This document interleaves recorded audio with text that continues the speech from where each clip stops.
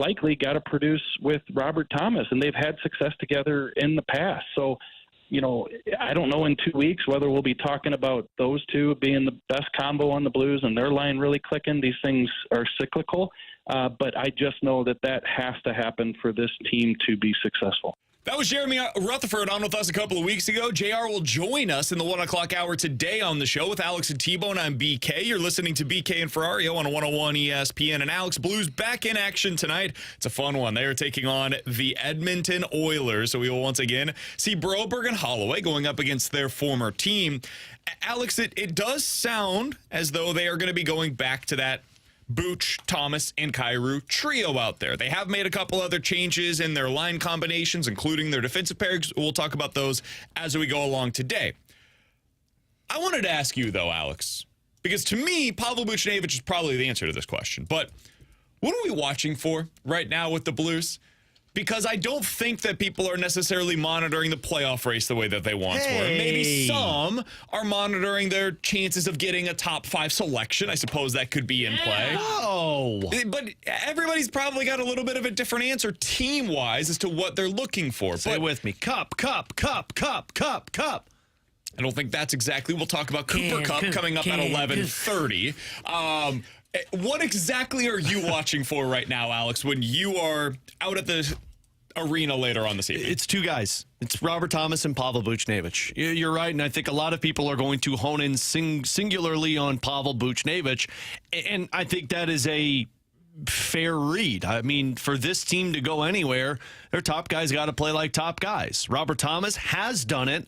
Jordan Kyrou is doing it, and Pavel Buchnevich has not done it since November, and that's who I'm watching.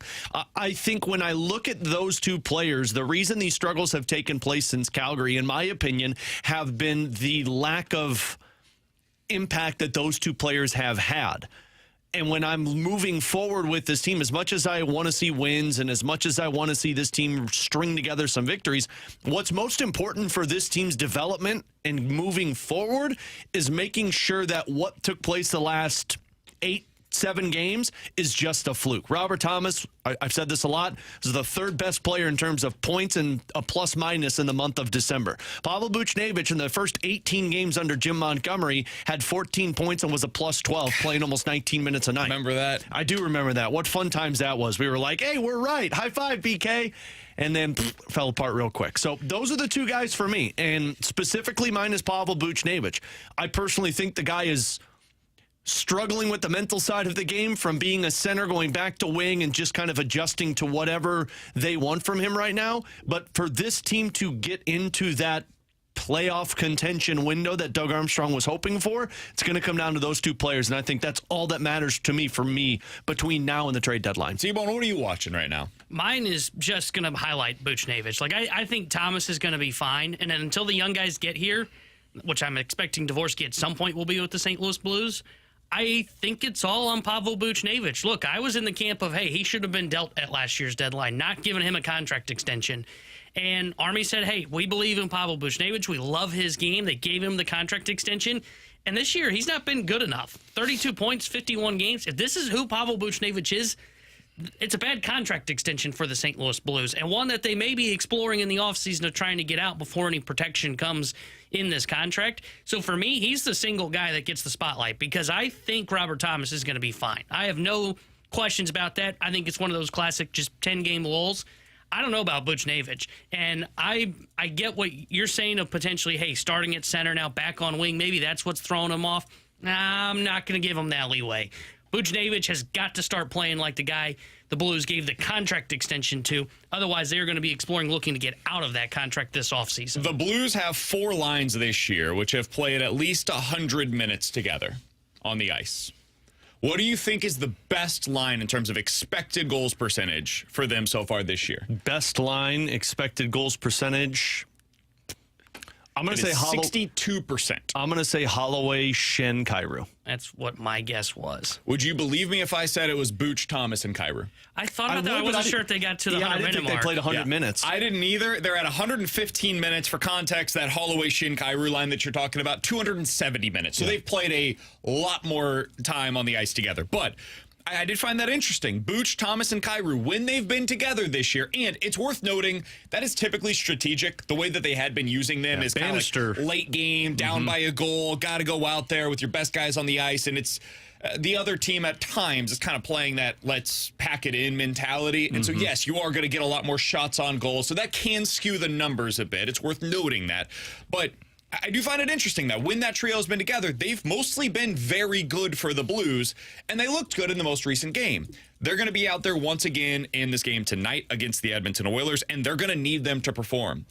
Leon Draisaitl is playing like the best player in hockey right now. That dude has been unbelievable. And you also have that other guy on this team who also happens to be a generational talent. So Kasperi Kapanen. Yeah. Oh. Did you forget he played for Edmonton? Connor McDavid, that other guy. So when those guys are on the ice, you're going to see a lot of Booch, Thomas, and Kyrou. So I agree with you guys. I think Booch is the one guy that I'm most looking forward to seeing the rest of the year to find out, okay, what are you at this point in your career? Not what were you, because we know what he was. What are you now?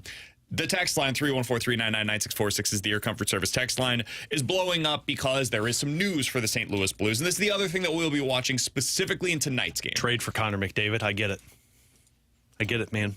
Edmonton's here. It's an easy trade. Leave. Yeah, just tell them you're with us now. At this point, nothing shocks me with trades anymore because Luka Doncic is a Laker today, and he's being introduced. It was just they're doing their press conference right now, and Rob Pelinka, the general manager for the Lakers, said Luka Doncic on the Lakers is a seismic event in the NBA. Yeah, no bleep, Rob. Appreciate you letting us all know that. It'd be great if Bro Sports roster transactions was just like a freeze tag, where it's like, nope, I touched you, you're on my team now. Caught you, come on, man. Texier, go to Edmonton. Yeah. Freeze, go. What would be it would be like, I guess, Buchnevich for Connor McDavid. That would be the equivalent of the Luka Doncic. Booch is so the Anthony No, I think Davis. it would probably be like a Nick Leddy move for him. Sure. So Nick Leddy is back in the lineup for the Blues tonight. They have just announced that it'll be Suter with Leddy as that third pair defensively. Honestly, man, I don't have a whole lot on this other than I think he's probably a little better than what you've had back there defensively. I also kind of liked what they've had, though, from Tyler Tucker. So it's a big shrug emoji for me. Yeah. I didn't expect that to be my reaction to Nick Leddy coming back on the ice. Good for him. He's certainly been rehabbing for a really long time at this point. But that defensive core, Fowler, Parayko, Broberg, Falk, Suter, and Leddy, that's pretty good, man. I think I did this in preseason once Suter signed, that they were the most experienced six defensemen in the National Hockey League with those players on the ice.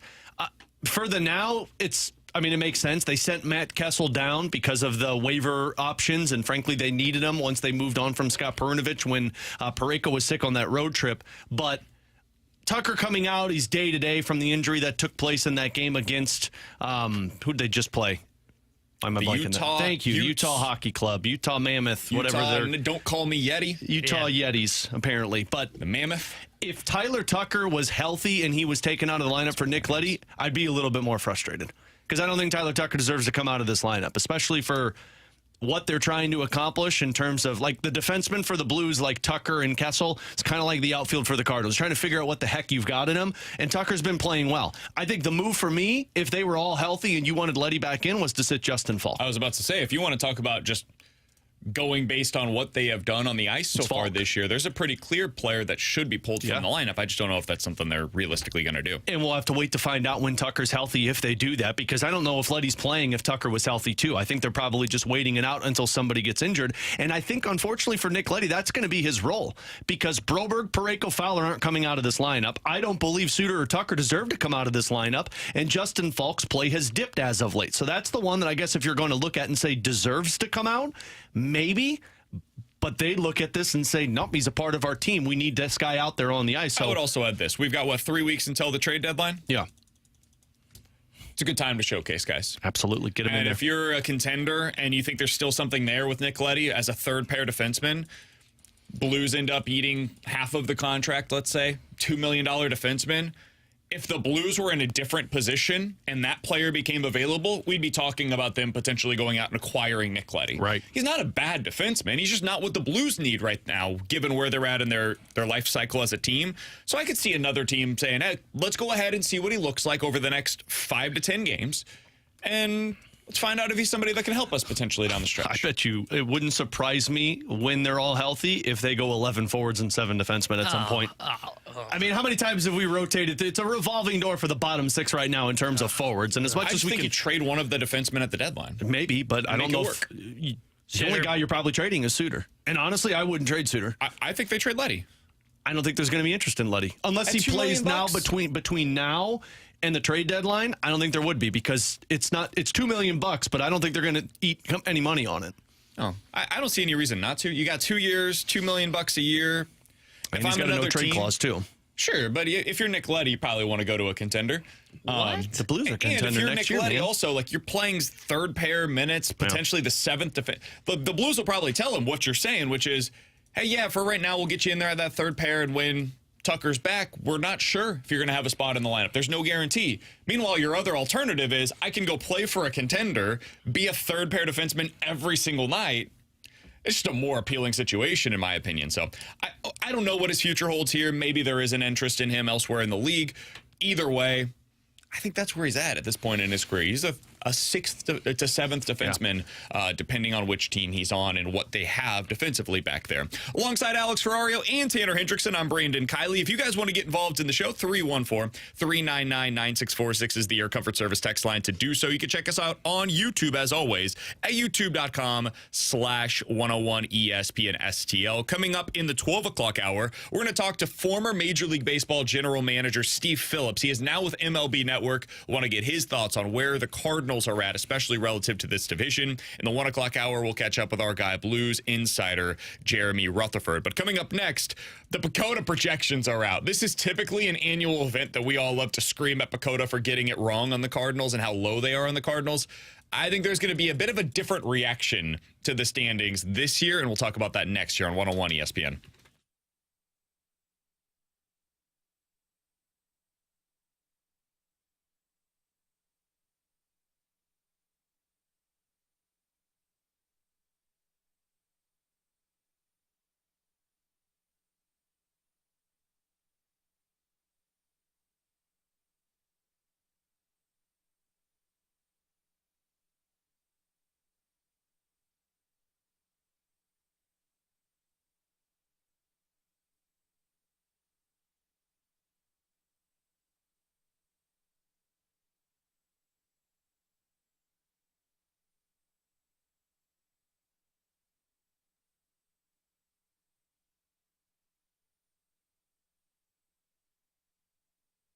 T-Bone here to tell you about Pick 6 from DraftKings, as Super Bowl 59 is this weekend, and that means it's your last chance to play NFL Pick 6 this season, and you can play for better payouts on Pick 6. It's super easy to get started. Select 2 or more players and choose if they'll have more or less of a stat. Looking at the Super Bowl, I'm going Travis Kelce more than 61.5 receiving yards, A.J. Brown more than 70.5 receiving yards, and Jalen Hurts more than 211.5 passing yards. 10 on that can win you 40 plus. Chiefs Kingdom, win more cash on Pick 6. Download the DraftKings Pick 6 app and use my code 101WXOS. That's code 101WXOS for new customers to play $5 and get $59 in Pick 6 credits. Only on DraftKings Pick 6. The crown is yours. Gambling problem? Call 1-800-GAMBLER. Must be 18 plus. Age and eligibility restrictions vary by jurisdiction. Void where prohibited. 1 per new customer. Bonus award non-withdrawable. Pick 6 credits expire in 14 days. Limited time offer. See terms at pick6.draftkings.com/promos.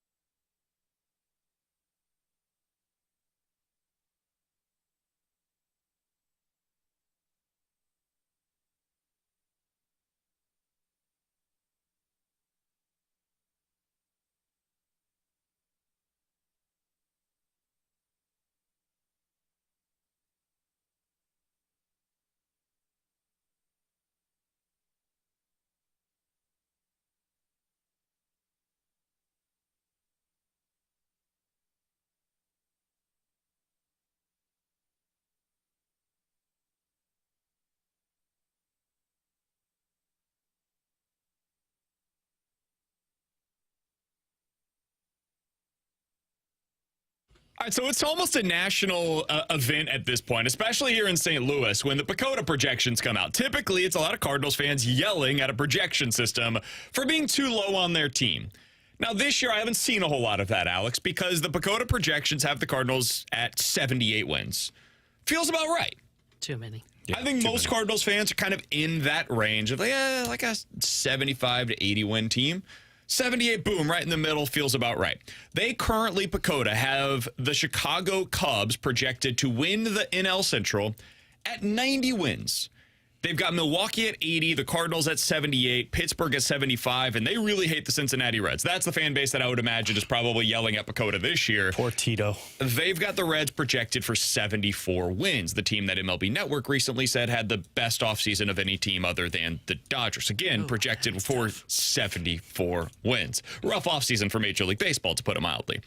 That being said, Alex, the reason why I wanted to talk about this today is because to me, when I look at the Cubs lineup, I look at their rotation, I just look at their roster overall, it almost seems as though they have two things that are different from the Cardinals. One, they've got a real number 2 starter, Shota Imanaga or Justin Steele, whoever you deem to be the 1 versus the 2.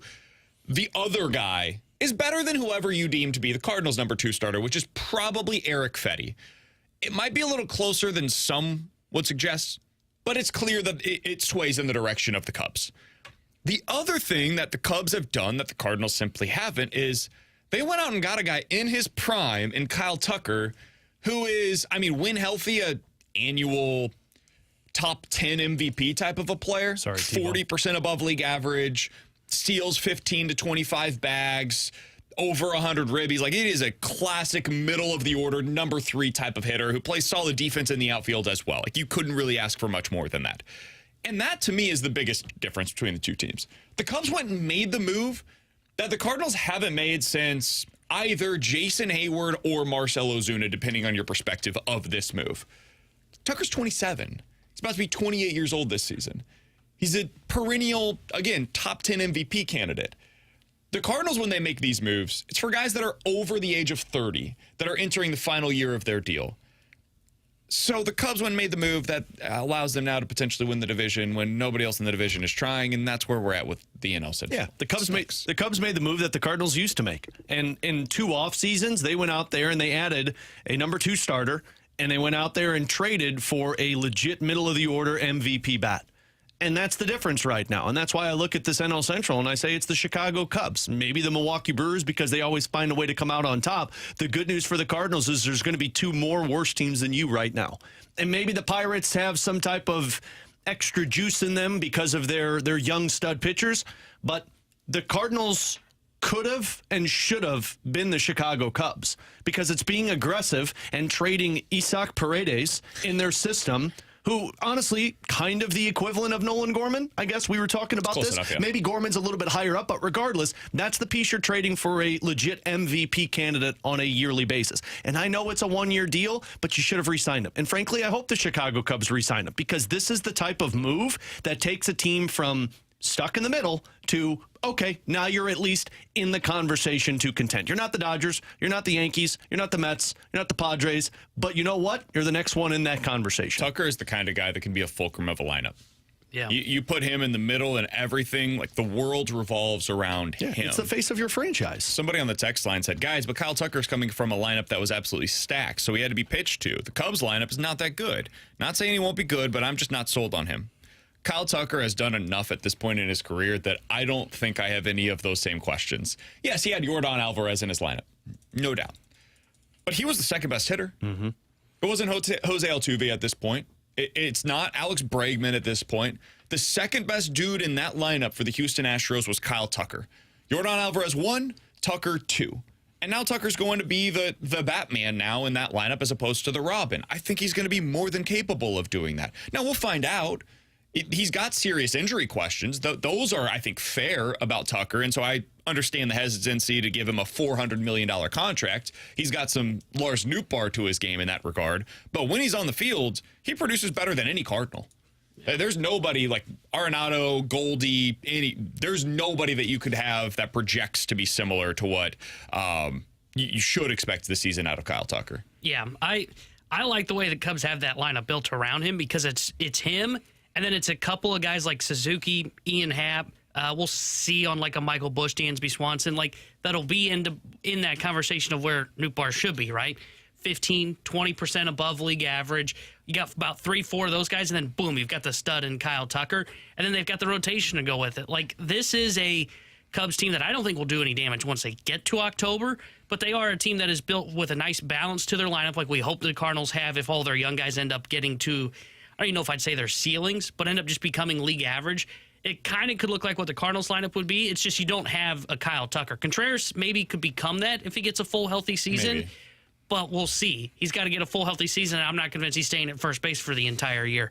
But I agree. I don't think the Cardinals, when you look at their lineup, is that far off from what the Cubs have or could potentially be that far off from it. It's the pitching where they're really lacking, in my opinion. Let me ask this a different way. If the Cardinals had made this trade this offseason, if they had traded Gorman to the Houston Astros, hell, if they had traded Nolan Arenado to the Houston Astros. For Kyle in Tucker? return, they got Kyle Tucker. Now, obviously, there would be more that is going in the direction of the Astros than just Nolan Arenado. But let's follow me down this path for a second. What a trade. And instead of trading for Kyle Tucker, the Cubs still had Isaac Paredes in their lineup. How much would you change both teams in the standings? Cubs right now projected for 90 wins. So Tucker on the Cardinals, Arenado Paredes on the is- Astros, or Paredes still in Chicago. Yeah. I So would nothing changed. Basically, just put Kyle Tucker on the Cardinals instead of the Cubs. I would say the Cardinals are the best team in the NL Central. With questions surrounding their pitching. Of course. But if you're going to make that move, my assumption is you're going to find something to at least better your pitching staff. So I would say you're the best team in the NL Let's Central. assume they didn't, though. Because this is all of the money that they could possibly add to the Which is roster. true. Let's be real. Okay, but your pitching would still be Gray, Fetty. It's what it is right now. Yeah, Michaelis, Palanta. Yeah, I would say you're the best team in the NL Central. I think I would agree. I mean, you'd have basically what they've been always hoping for in their lineup. You'd have two studs in the middle, Tucker, Contreras. You don't have to rely on the young kids as much. So, yeah, I'd probably say they'd be the favorite to win the division. It's a reminder of how much you're lacking that true star. And that's what I wonder about going into this season is like, okay, can the Cardinals get there? Can the Cardinals get to by the end of the year where the Cubs are right now? Could the Cardinals develop Quinn Matthews, Cooper Jerpy, Tink Hintz? Who am I missing?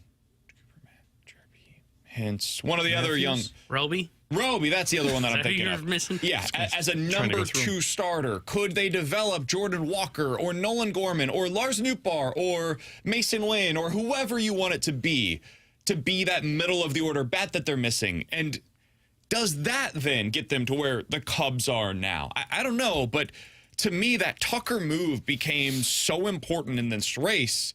It begs the question of like what could be that for the Cardinals? Is it something that could exist internal, or do they have to go make their Kyle Tucker move next year? I don't know. I mean, I think that's where they'll get their answers this year. I don't know if they're going to get the answers on the pitching side yet this year, right? I don't know how you're getting Quinn Matthews, Tink Hintz, Cooper Jerpy. I don't know how you're getting all these guys innings this year to even get a good enough answer. Like I think Maybe you need, can get one of them. Yeah, and I think you need probably like 120 innings, 100 innings to get that answer. And right now, there's such a clog, they don't even know what they're going to do with McGreevy going into spring training. Refresh. The lineup is where they might be able to get those answers this year because Walker will have playing time, Gorman will have playing time. Even then, though, like I'm skeptical that all of a sudden Walker's going to have it figured out, and boom, we'll snap of the finger. He's Kyle Tucker, and he's 40% above league average. Cool, right? I'd be into that. Oh, I'm into it too. I don't see that happening. I think the odds are the answers you're going to get is okay. We don't have the star internally, and we don't know what we have in terms of our pitching prospects because they're not here yet. Who is the player? Sorry, Alex. Who is the player most likely to produce like Kyle Tucker from the Cardinals? Now, let me explain what Kyle Tucker is for anybody that hasn't been paying attention to his career. He's like a 275 hitter, gets on base about a 350 clip, and on a typical season, he's around 30 home runs. So, got real power, hits for a decent average, steals, let's say 20, let's call it 20 bags on average per season. Who do you think is the most likely Cardinal to fit that profile? It's Jordan Walker. I don't think it is Walker. I don't think he can get on base at that clip. Well, it's not Gorman because he doesn't strike I out think that it much. might be, and I think this is why BK If asked it's, this no, question. don't I say think Lars it might be Nootbaar. Nootbaar. No way. I think so. I think so. He can steal bases because Walker we didn't really see do that. He gets on base and draws walks. Walker doesn't. And we've seen Nootbaar can hit for a decent average, and then if he adds just more pop and stays healthy, Bingo. I mean, he's probably the guy that can do that. I think so too. I think the closest guy to this profile on the St. Louis Cardinals is Lars Nootbaar. I don't know that you have anybody else with that kind of potential. Now, I think if you look at Ivan Herrera, he could be a 280 hitter, and he might be able to hit 25 home runs in a season. I think that's in his range of outcomes. I don't think he comes with this kind of speed.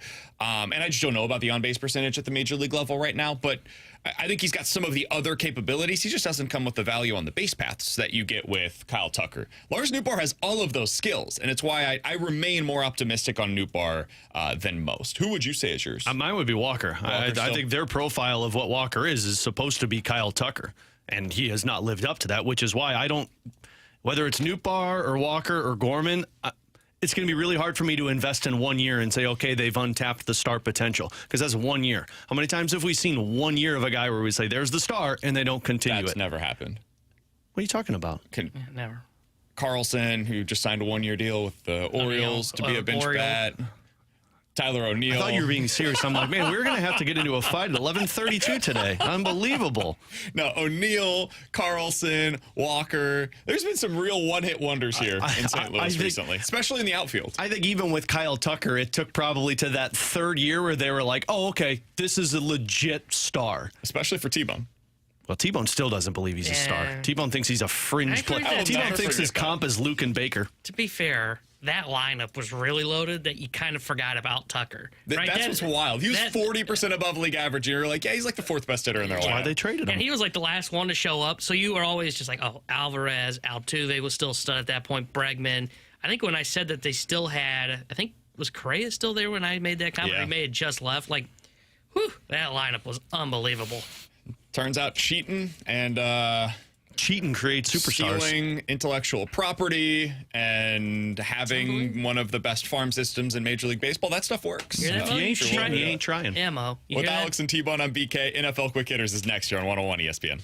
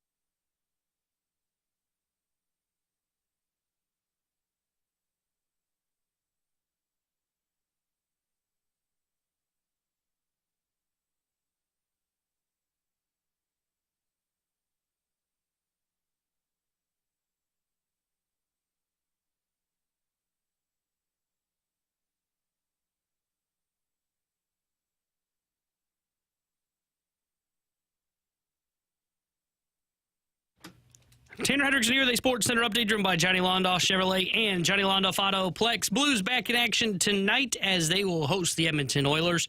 And we'll have pregame coverage starting at 6 o'clock with Alex Ferrario and Joey Vitale. Then Joey will join Chris Carver for Puck Drop at 7. This Sports Center update is driven by Johnny Londoff Chevrolet and Johnny Londoff Autoplex. See them at Londoff.com. Chevy, together we drive. Are you kidding me?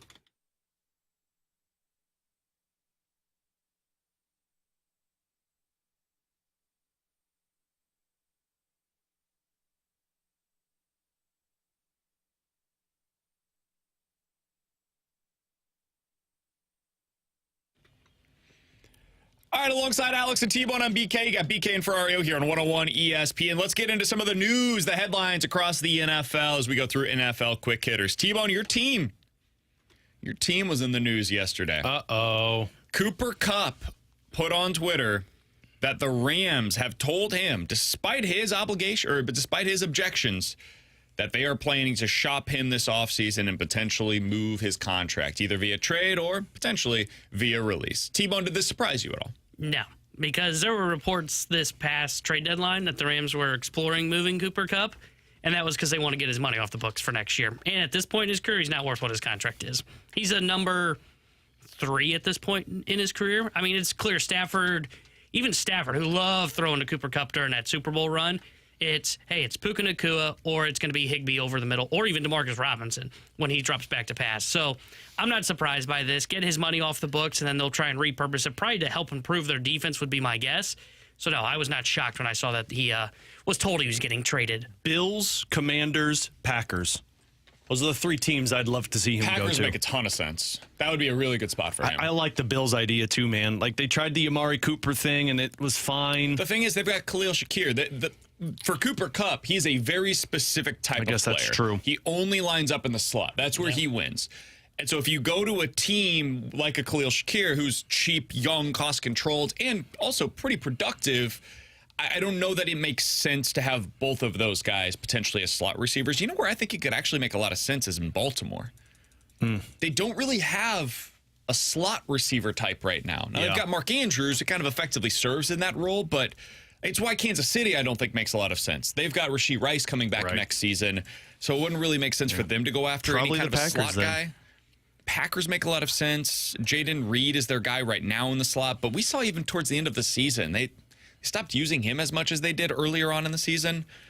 Yeah, it's going to be interesting to see where he Cowboys. fits. Do you do a Cowboys move? They do CeeDee Lamb a lot in the slot, but you could make a move there. CeeDee could end up lining up outside. Because you need an extra weapon to at least use with this one. Make some sense. I'd like that with McConkey. Yeah, that's another good one. Problem is, I don't think he can serve as a number 2 anymore. He's a 3. Yeah, all these teams that we just said, like Green Bay, hell, he might even be their 1. But all these other teams that we just said, he'd be their 2. He's going to have to be a 3 where he goes somewhere because he just cannot play as a 2 anymore. Alex, were you the one that said Cincy earlier today? Yeah, get rid of T. Higgins and bring Cooper Kupp in. But again, you're playing as a 2. Although they had, what's his face? Yeah, Itzevich, who kind of took over a little bit when. Yeah, it's a big. It starts with the I, and I can't pronounce it. But he kind of took that one. But yeah, the Bengals. That's how you save money. You don't bring back T. Higgins. You bring in Cooper Kupp for pretty cheap. Pay Jamar Chase. Speaking of T. Higgins, if the Patriots were to sign him, Patriots bring in T. Higgins. I think the Rams are probably going to have to release Cooper Kupp. I do too. I don't think they're going to get anybody to bite on his contract, so he'll probably end up signing a much cheaper deal than he currently is worth. New England bringing in T. Higgins and Cooper Kupp could make some sense to me. Those guys can play off of one another. Maybe you draft somebody in the second round as well. Yeah. Now you've got a full new trio of wide receivers. I could see something like that making some sense. And it's in the McDaniels offense. He fit perfectly with what they used to do with Welker or Edelman, those guys. I like the Commanders one, too. Now, the Commanders obviously need to still go get a number 2, but they got plenty of money to spend for it, and you want to load up on the offensive side of things. Agreed. All right, next thing up here. I always find the first night, the opening night for the Super Bowl, to be laughable. There's nothing that comes out of these things. I was watching last night, and they had the 2 teams up on the stage together, and these are the most canned answers you could possibly ask for. They're up there for 7 minutes together. They each get one question. It's a totally sanitized version of an event. But Travis Kelce was asked yesterday about his future plans, and he was asked if he's planning to retire anytime soon, and he said, I still plan on playing football over the next few seasons. I still love doing this. I love coming into work every day. I still feel like I've got a lot of good football left in me. We'll see what happens. I know I've been setting myself for other opportunities in life, and that's always been the goal, knowing that football only lasts so long. I've been doing that in my off season, but for the most part, I still plan on being a Kansas City Chief and playing football, end quote. Going into this week, I didn't know what the future was going to hold for Kelce. I thought there was a real chance Sunday was the last time that we would get to see Kelce in a Chiefs uniform. Did this answer change that for you guys? Do you feel like he's probably going to be back in 2025? No, I don't. I think when you win a Super Bowl, when you get the three-peat, you go out on top. And I don't think we saw a great season from Travis Kelce. Now, some of this is the Chiefs, I would imagine, trying to keep him healthy for as long as they can because they know they need him in the playoffs. But I felt like this was a significant step backwards for him this year. And I don't know if you're him, is it worth continuing to come back? Sure, you keep winning, but I mean, look at what career. Seems pretty cool. But winning Super Bowls every year feels like it'd be a lot of fun. Let's also look at what his life is outside of football this year. One with the Taylor Swift end, but like think of the media attention he's gotten in terms of, I think he's gotten roles in movies, television shows, commercials. He's got a successful podcast with his brother. That's not going anywhere.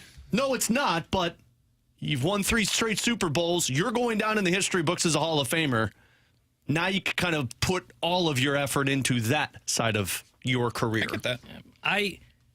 I thought, I agreed with BK. I thought this was going to be his last football game this coming Sunday.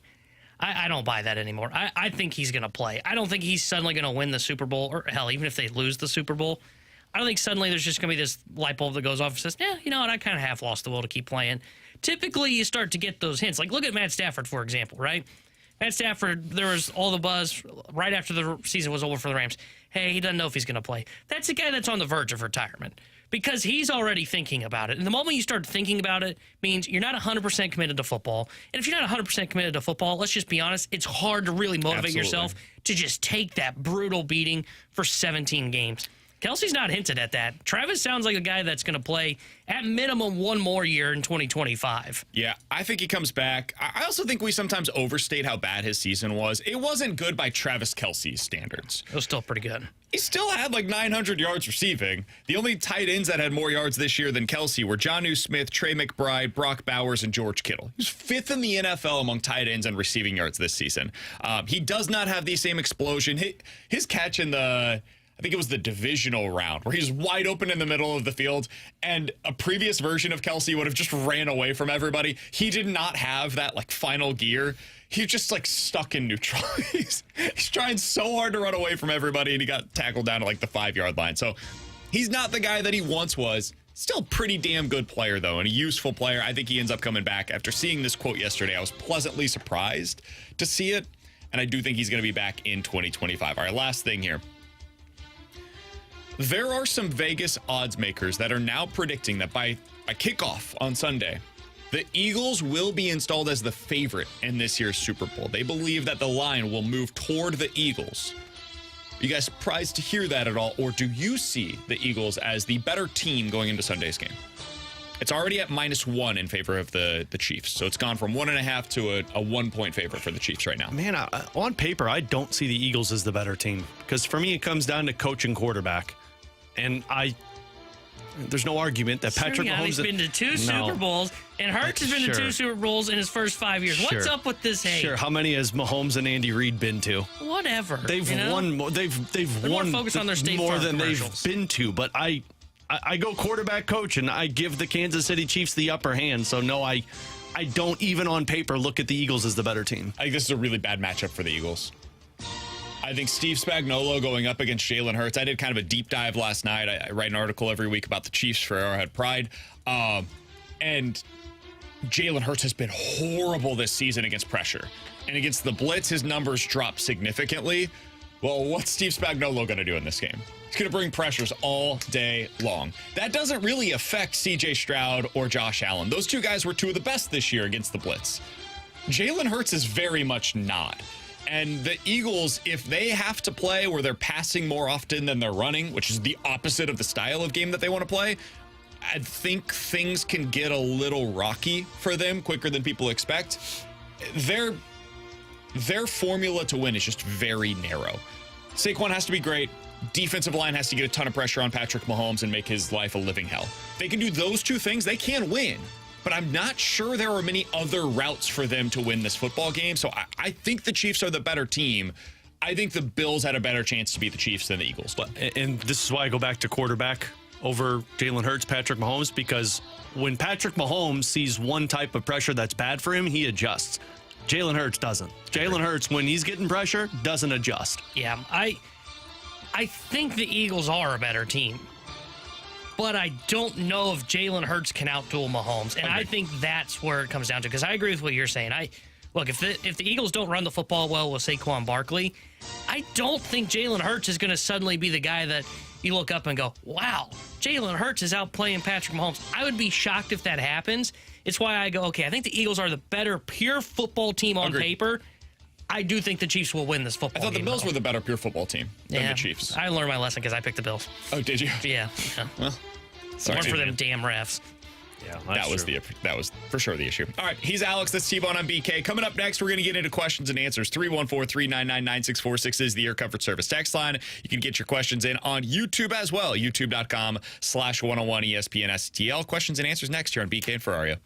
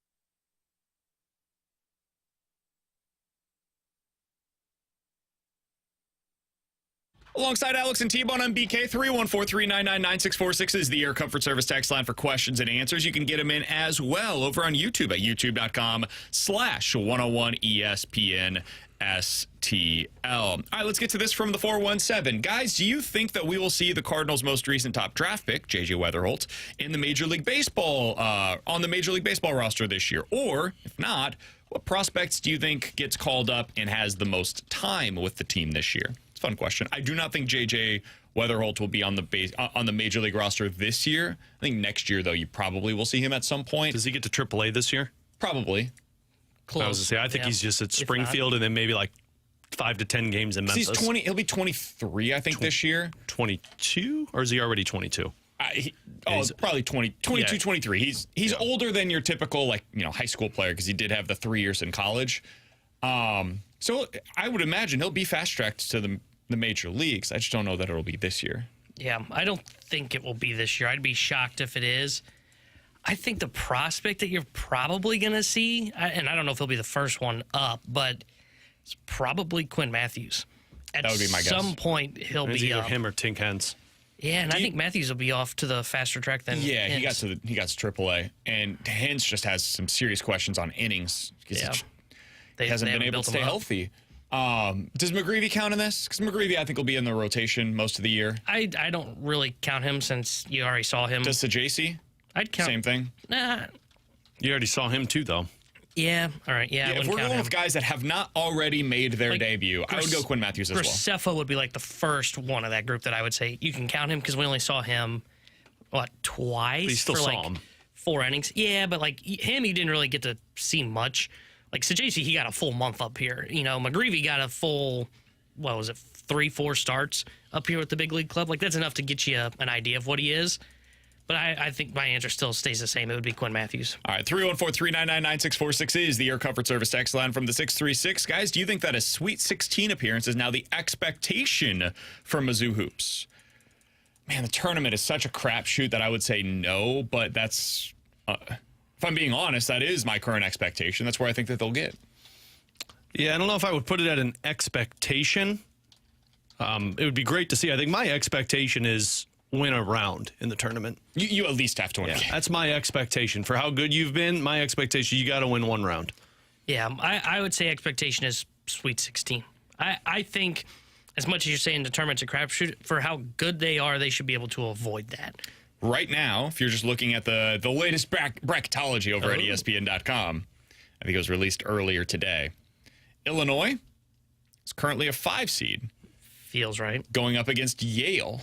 Oh, crap. An Ivy League school? Oh, and with a win, you would potentially go up against one of Texas Tech or Samford, most likely Texas Tech. Mizzou, their current region, it's the Western region. They would be playing in San Francisco. They'd be going up against UC Irvine. And they would take on the winner of Wisconsin or Arkansas State. So in that scenario, I think they would get to the Sweet 16. So they're a 4 or 5? 5. Yeah. 5 seed. Wisconsin's the 4 seed. Yeah, in that scenario, you're getting 2 wins. Yeah. Going up against the Wisconsin. John Tonjes in the second round, potentially. What? Tonjes, their best player at Wisconsin. He played at Mizzou last year. He got hurt. It didn't work out for him there. Transferred to Wisconsin. I thought you named a mascot. I was like, is that who that Wisconsin was playing? I was like, I've never even heard of that. Mizzou, a 5 seed as of today. So they're moving up, man. I think they've got a real shot to be if they keep playing the way that they have thus far, a 3 or a 4 seed once the tournament gets here. Yeah, I'd agree with that. And I think that's in the range of the outcomes for the Fighting Illini as well. 314-399-9646 is the Air Comfort Service text line for questions and answers. Alex, this one comes from the text line. I don't know if you've seen this, but they said that somebody with Sportsnet has speculated that the Toronto Maple Leafs could be interested in Braden Shin at the trade deadline. Is that something that you could see happening? I do not see that happening. I get the interest, especially because Craig Berube is there. They need a third-line center. They've been tied to Ryan O'Reilly. I get it. I wouldn't do that if I'm the Blues because, one, you're not getting anything in return that would help you next season. And, 2, I think they can't make $6.5 million work on their contract, and the Blues aren't eating any of that salary that's there for 3 more years. So, no, I don't buy it. Yeah, I can't see that happening. Because of the contract. That's the number one reason. I would buy Toronto has interest. I just don't know how you move that contract with that term at the trade deadline. That's really hard to accomplish. And you want to talk about making a bigger hole on your team. It would be getting rid of that. Now you really have no center depth. Just doesn't make sense to me for either team. Yeah. $6.5 million bucks. It makes sense for Toronto, but it would have to be like Blues are willing to eat 50% of the contract because that's a perfect third-line center for them. Sure, but if they're going to go after Ryan O'Reilly, I mean, Shen makes sense for them. Especially because Berube loves him. yeah, I guess maybe I should amend this. I don't think it makes sense for the Blues. No, I agree 100% with you. If this was this time last year, maybe it would make a little bit more sense because you're just trying to get out from underneath the contracts. Should have played his way into your plans. Yeah. He's been good this year. And who's taking over for captain for you next year if you move on from that? I don't know if Robert Thomas is ready for that. I don't really care if he had a captain or not, but I would give it to Neighbors. Huh. You want to create some waves. Yeah, I was going to say, you want more issues. I know you don't buy into it, but you want problems. Welcome You want to to create some waves inside of the locker room. That's a good way to do it. Yeah, welcome to this I'm one. not saying you're wrong. I'm just saying that would And certainly upset the apple cart. And I would expect Montgomery and Army to look at the people that want it and say, you haven't earned it. You had a chance to have your actions, but you haven't earned it. Neighbors is clearly Man, that would be Captain crazy. 2.0 right now for It me. feels that way. I agree. Yeah. Like Thomas isn't. No. Kyrou's not. It would be Parayko or Neighbors. Alex, you I don't think it's understand Parayko. this stuff more than I do. The history of it, at least. Is Neighbor? I don't mean this as disrespect to Neighbors, even though it might come off this way. Is Neighbors good enough to be a captain? If you've got a guy that probably on a contending team is going to be on the third line, I think so. Absolutely. I mean, Dallas Drake was a captain for the Blues, and that was a third, fourth line player. He was never a goal scorer, but that was in a kind of a darker time for That's the what team I'm because they saying, were like- rebuilding. But even David Backes, I mean, Backus was your top line center, totally, but Backes was never viewed as one of the best centers in the game. but he played on the top line. Like Neighbors is probably, when you're really good, going to be playing 13 to 15 minutes a night. I mean, if Neighbors is consistent with what he did last year, he's a consistent 25 to 30 goal scorer. He's not that right now for them, but I think that's what they believe he's going to get to. And if you're a consistent 25 to 30 goal scorer, What absolutely if he's you not? are. What if he's 20 to 25? I think you could still be a captain. It's not about how good you are, it's the leadership. Like Boone Jenner with the Columbus Blue Jackets is their captain. But again, not a good team. Like think They're about a the playoff best team right now. Yeah. They're better than you.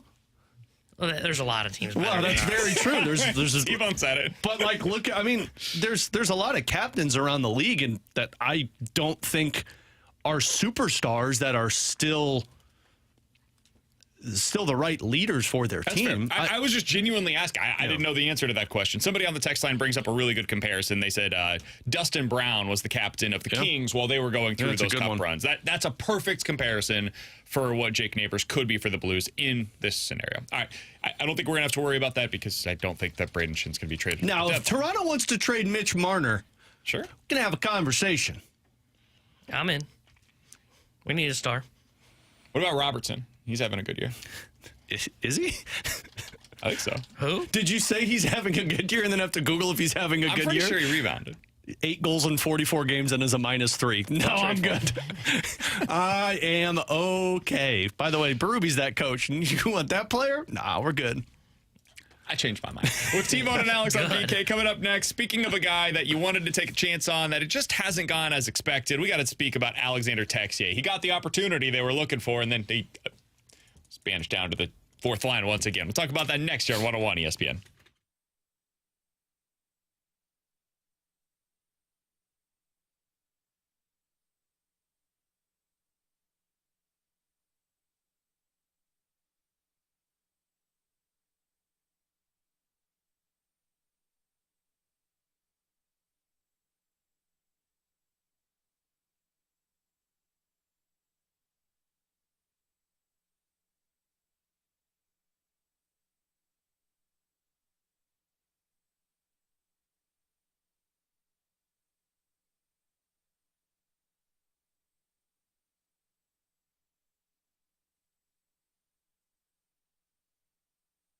Alex Ferrario with you to talk about my friends over at Classic Air Care. If you're in the market for a new company that's taking care of your HVAC system, then look no further than the company that's making people comfortable since 1926. You hear me talk all the time about the great customer service that's there. Don't just believe me, though. Believe over the 3,000 reviews that are up on their Google Plus page. This one coming in from Matt and Sarah. It was Friday night, and my fancy new heating system wasn't communicating with our thermostat. Thus, we were stuck in a really cold situation with our house. Called Classic Air Care. They had someone on call and someone answering the phones. The second point was the biggest factor for me. From the other ads on the radio, I called other places, got voicemails. And then Classic Air Care came out. Chris came out for reasonable time and got the issue resolved for us. No extra charges, didn't require parts, so the fee to come out after hours was my only charge and had our heater up and running. This is the customer service that you need. You could check out, you could become a part of their maintenance agreement that puts you on a yearly cycle where they come out twice a year to check your unit, make sure it's good to go,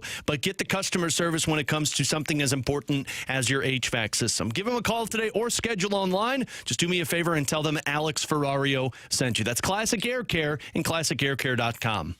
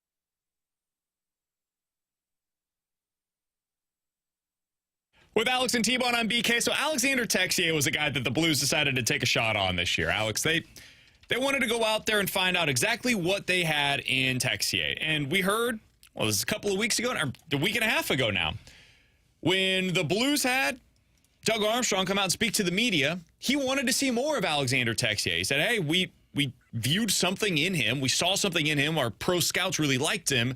We haven't really seen that yet, and some of that is due to just a lack of opportunity. So now with Brandon Saad going through waivers, he's going to have that chance. Well, he had that chance for exactly one night. He had one night where he was in on that top line with Thomas and Booch. The Blues got their absolute asses handed to them.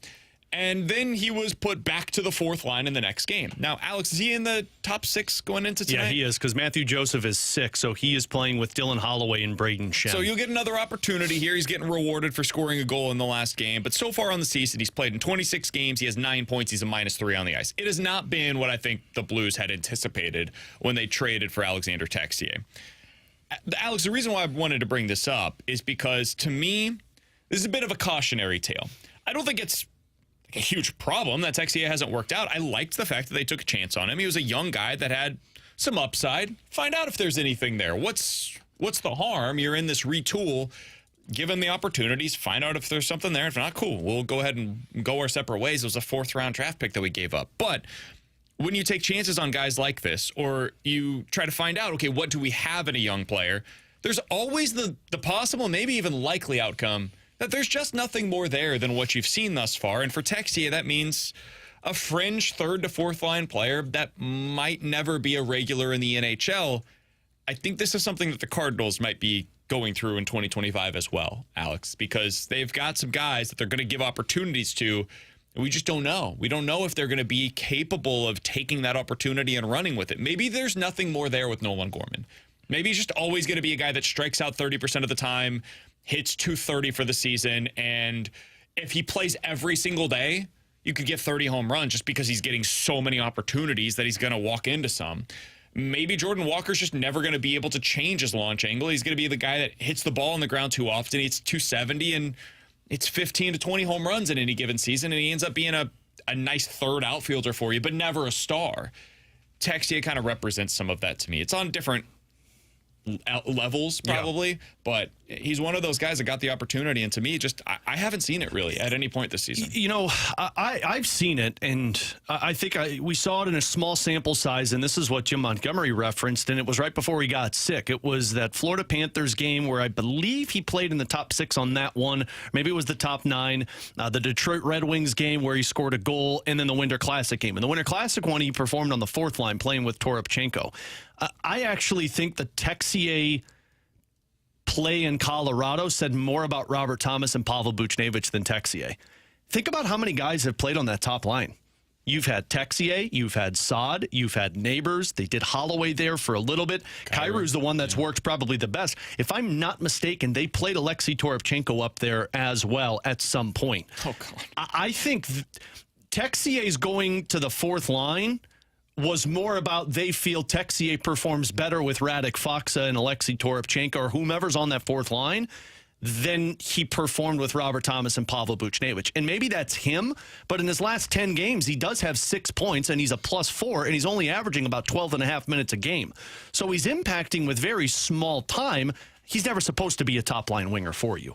But they are trying to find somebody that works with Robert Thomas and Pavel Buchnevich, and nobody is working right now. Like, to me, that's their bigger issue right now. I think Texier is exactly what you said. I think he's a third-line winger that can produce maybe 15 goals for you, and that's why you traded a 4th-round draft pick. It's the same reason they went out there and got Jakub Vrana a couple of years ago. They're like, hey, this guy's got 30-goal potential. Let's go take a shot at it and see if we can get there, and it never panned out for the team.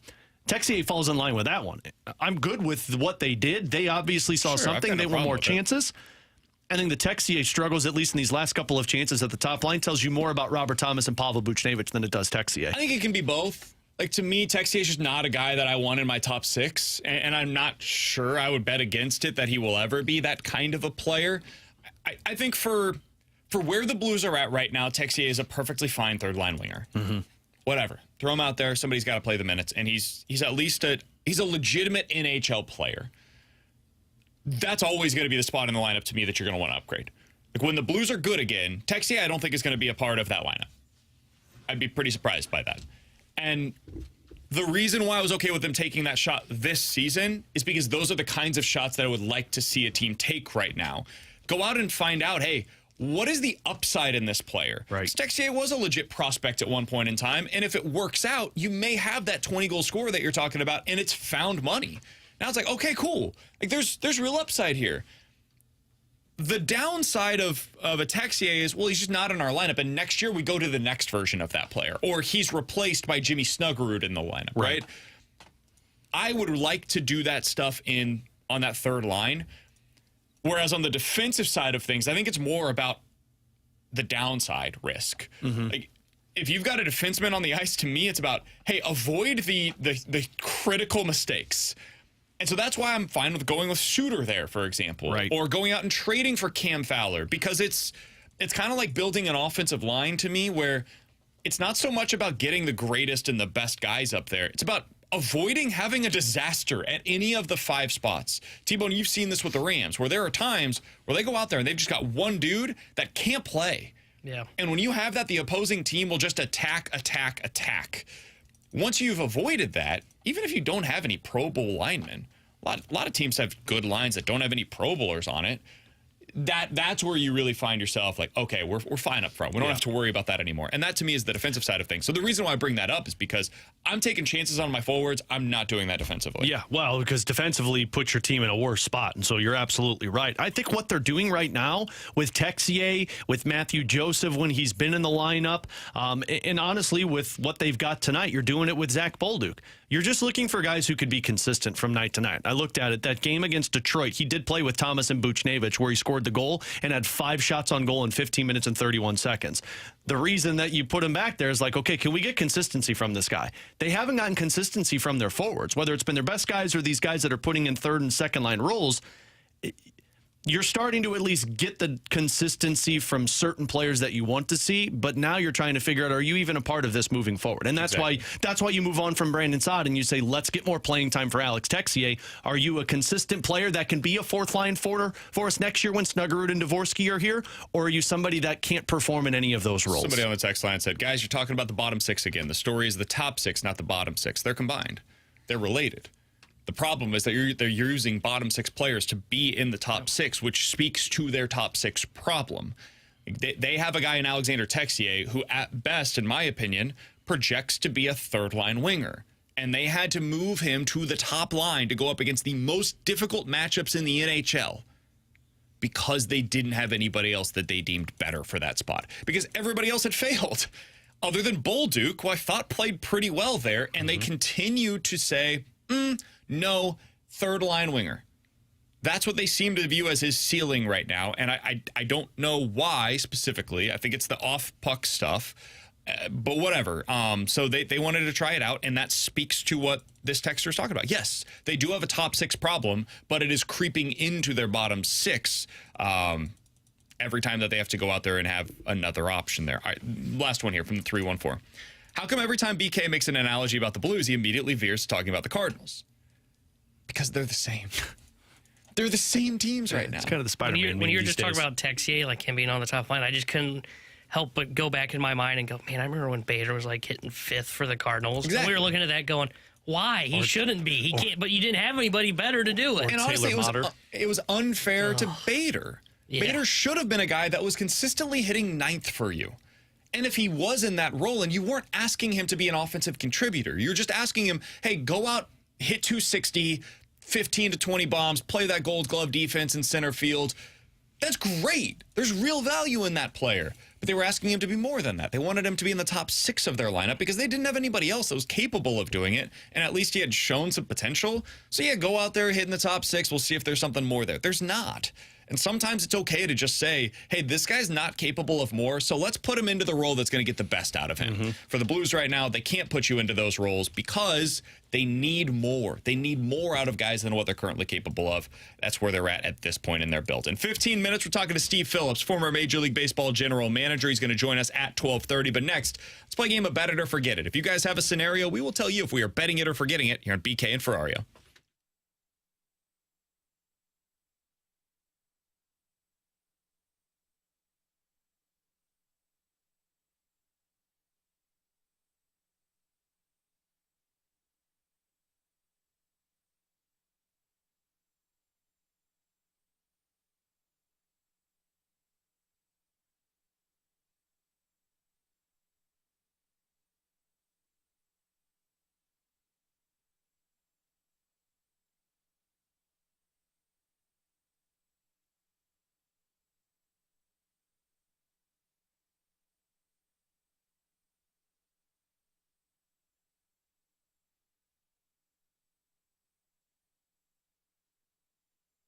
Hey, it's BK to tell you about my friends over at Victory Men's Health, and it is time to unlock your inner champion. The place to do so is Victory Men's Health. They have 4 great locations across the St. Louis area, and you can check them out today. Book your first appointment at victorymenshealth.com. It's a super easy process. Go up to the upper right-hand corner of that website, and when you do so, you click on Book Now, put in your name, email, phone number, tell them BK with 101 ESPN sent you, and you could tell them what it is that you're looking for to unlock your inner champion. champion. Maybe that is weight loss goals that you're trying to meet this year. You'd like a little bit of help from Victory Men's Health. Low testosterone. If you're feeling a little groggy, you don't have the same energy that you once did, you're not getting the same amount of oomph out of your workouts, that might all be due to low testosterone. They can check where your levels are at over there at Victory Men's Health. That'll be a part of your first couple of appointments over there, and then they'll be able to put together an individualized plan for you. Whether it's any of those or potentially erectile dysfunction issues that you're dealing with, they can help unlock your inner champion today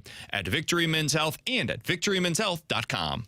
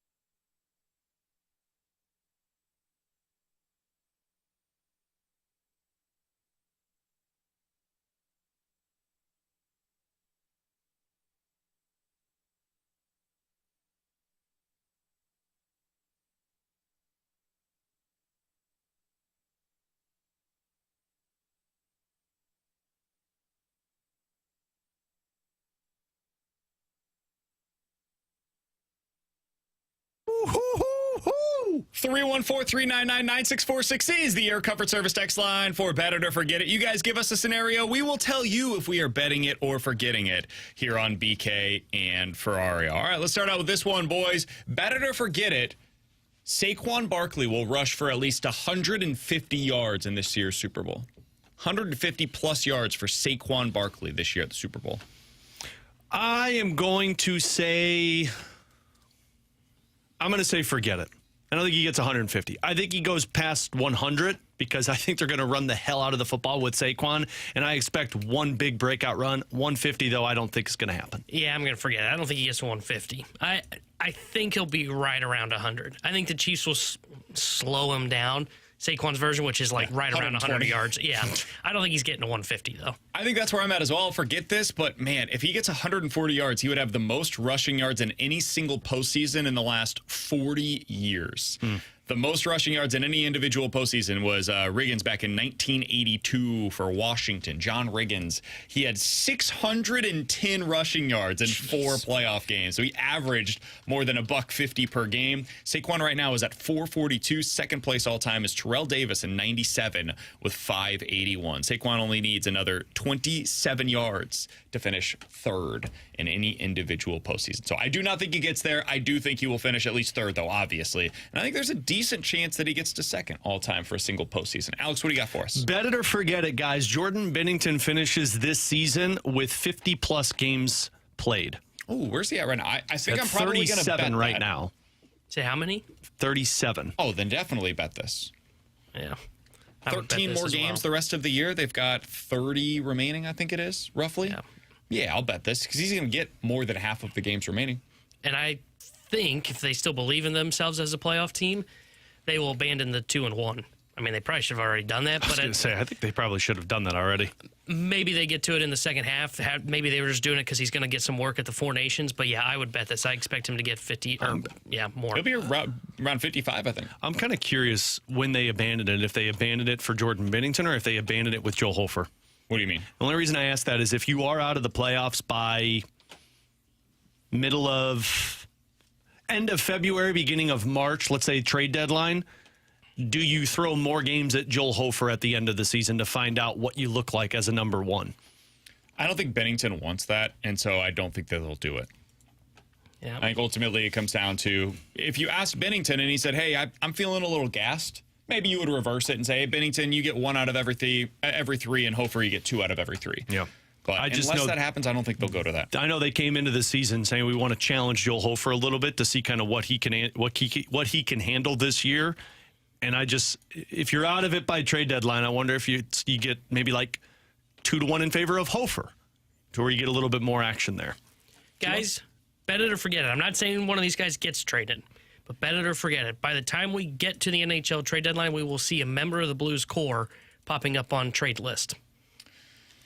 Popping up on trade The lists. Athletic will put out their trade boards and say, Saravalli hey, will do it. Like somebody will connect them. you're talking about one of the core members. So we're Yeah. talking just to make sure we're all on the same page here as to what the question is. Buchnevich, Thomas, Kyrou, Holloway, Texier, kidding. Parayko, Broberg, Yeah. and Benner. Yeah. One of those 7. I'll say forget it. I do not think any of those members will be on the trade board. Yeah, I don't think so either. I think in the offseason, although T-Bone said you said by the trade deadline. I thought you said by the draft. I think by the draft, you'll start to see one of those names pop up, especially if they continue to falter this season. I think you'll see one of the core pieces become a conversation piece that their name has been floated out there. I'm going to bet it because I think this conversation starts now. I think it starts now. I don't think it gets done now. And then it leaks into the offseason, where I wouldn't be shocked if we hear, maybe it's even Elliot Friedman on 32 Thoughts on his podcast, say, hey, Doug Armstrong's not happy with the core of his team. He's been calling around, and he's been calling around about Pavel Buchnevich. Maybe a deal never gets done until you get to the offseason. These are where some of those conversations start. I do want to ask JR later on today when we have him on, because I don't know the answer to this question. I haven't seen it elsewhere. There have been some that have suggested, hey, he's already got that no trade clause in his deal for this season. I have not seen that anywhere, but I'll ask JR. We'll see about that coming up at the 1 o'clock hour, because that would affect what you're talking about there, too. All right, let's get to a couple of these from the text line. From the 972, bet it or forget it, the Blues will acquire a star this offseason.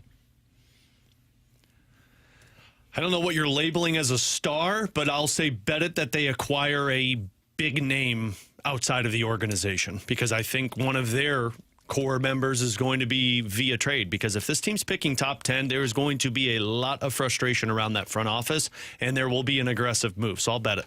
I'll bet it as well. I think they will make the move that Alex is talking about, whether it's plucking somebody from their core and trading them to get somebody else, or if I don't think they'd go in free agency and get somebody. So I think it would be via trade. I don't know if you're going to be able to get anybody in free agency. Yeah, There's going to be too many bidders. Bet it or forget it, we're on the same page there. Patrick Mahomes will be the only quarterback this decade to have multiple Super Bowl wins. I'm going to bet this because we're just running out of runway in this decade. Yeah. If he gets one this year, you've got 4 more Super Bowls left in this decade, basically. I don't think anybody's winning half of them other than Patrick Mahomes, so I'm going to bet this. Yeah, I'm going to bet this one as well. I could see the Chiefs, if they win this one, win another one within the next 5 years. Yeah, I will bet this. I don't think any other quarterback situated as well as Mahomes to do that. Nobody in the NFC is going to do that. So, yeah, I'll bet this. Jaden Daniels would probably be the one in the NFC most well situated, and it's just because I think he's special more than anything else. I'd agree with that because, I'm thinking AFC guys, and Allen's always going to have to go through Mahomes. Lamar will always have to go through Mahomes. All those And you said Super Bowl wins, right? Yep. Yeah. Does anybody in the NFC have Stafford be the only one? And I don't see that happening. Agreed. Yeah. So I'd bet it. Coming up next, we're going to talk to Steve Phillips, former Major League Baseball general manager, now an analyst with MLB Network. They've been putting out their top 100 list in Major League Baseball lately. I want to talk to him about where some of the Cardinals have ranked on that, and how does he see as the best path forward for the Cardinals to get back into not just contending for an NL Central crown, but really being a contender in the National League again? What does that look like? We'll ask Steve Phillips next year on 101 ESPN.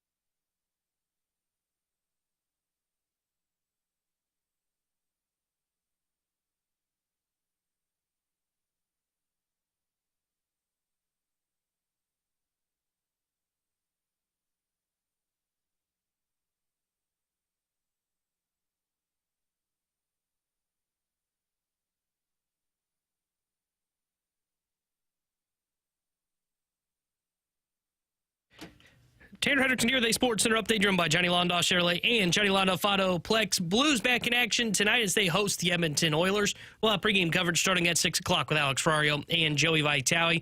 Then Joey will join Chris Carver for Puck Drop at 7. The Sports Update is driven by Johnny Londoff Chevrolet and Johnny Londoff Autoplex. See them at Londoff.com. Chevy, together we drive. Are you kidding me?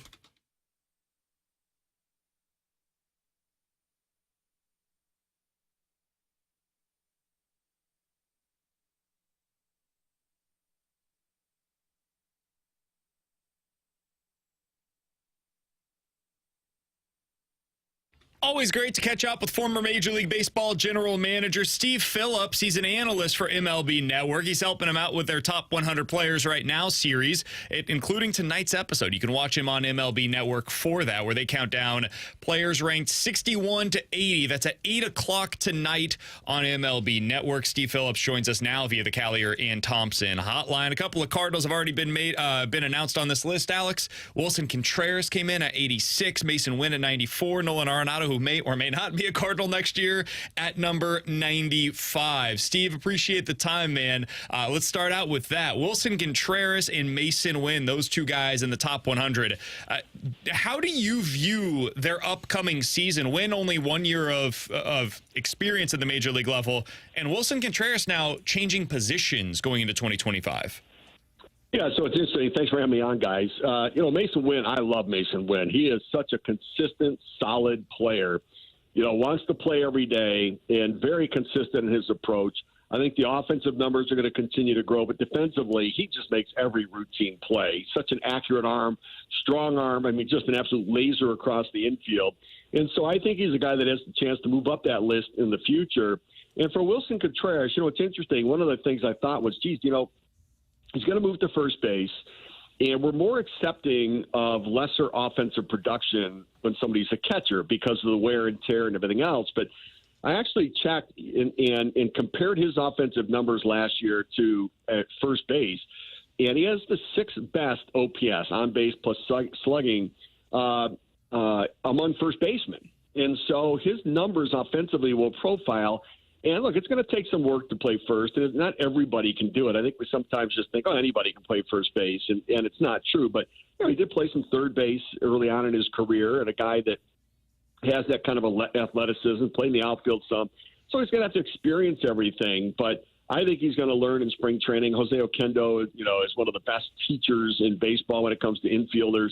And I suspect that Wilson will make that transition to first base and be just fine there. So I think for both those guys, I think they're going to have solid seasons this year, and they're going to need to, right? Like you look at Nolan Arenado, and he made the top 100 list, but it was in the 90s, and it's like, and he and Paul Goldschmidt, Goldschmidt now with the Yankees, but they were right back to back, and it was a good conversation piece. Like, what do we expect from these two aging all-stars and potential future Hall of Famers? What is a fair expectation? It's just hard to know with Arenado right now, right? One, is he going to stay in St. Louis? Because it doesn't seem like they have any options to move him anywhere right now. And then what's his playing time? Because in some ways, if you're going to retool, and he's not part of the long term, but a Nolan Gorman is, then, you've got to make the decision to give the younger player the playing time. And how does Arenado's, at-bats add up, and how does he do it? So he's a very proud guy. He's had an extraordinary career, but things have gone backwards a little bit on him, and that's what happens when you get a little bit older. So I think he's such an intriguing guy to know what he's going to be this year. And if he can get off to a great start, then maybe there does become a trade opportunity for him somewhere during the course of the season. Steve, from a GM's perspective, how difficult is this situation with Nolan Arenado? It's tough. You want to treat a star with you want to treat everybody with respect, but you've got a guy that has such a level of credibility that, and here's the other thing that I've learned is players are the last ones to know that that they're quite not the same player. When we played, we all had reasons why maybe we didn't perform that well, and we still believe in ourselves that we can bounce back and get it done again. Now, some of the underlying analytics indicate that, his exit velocities, his bat speed have really declined, and so you want to do the right thing for him, but you also want to do what's right for the organization. And sometimes those things come in conflict. My view of it is communication is the best part of it. That, Jim Leland would always say that if you tell the player the truth and he gets mad, you lose him for a day. If you don't tell the truth to the player, you lose him for the season. And so they've got to be honest about how they're going to use him, where they're going to use him, what it's going to look like. Where is it bats going to come from? Is he going to DH? How much is he going to play in the field? How much is he going to get DH at bats? And just manage it. But it's not easy because, listen, everybody respects Nolan Arenado. You want to treat him the right way. But also, there's part of it that says, I want to give the young kids a bat. There's another part of me saying, I really want him to play so he can play well, so maybe I can trade him and get out from underneath some of the money. And so it's going to be an interesting and a real challenging managerial situation for Oliver Marmol this year with Arenado. Former Major League Baseball general manager, executive Steve Phillips joining us here on 101 ESPN on behalf of MLB Network. You can check him out on the Top 100 Players Right Now countdown tonight on MLB Network at 8 o'clock. Steve, when you look at a situation like that, there's still people in St. Louis holding out hope that, hey, maybe they can find a landing spot for him. Yes, it's late in the offseason, but one of the big dominoes that still needs to fall is Alex Bregman, and he hasn't signed anywhere.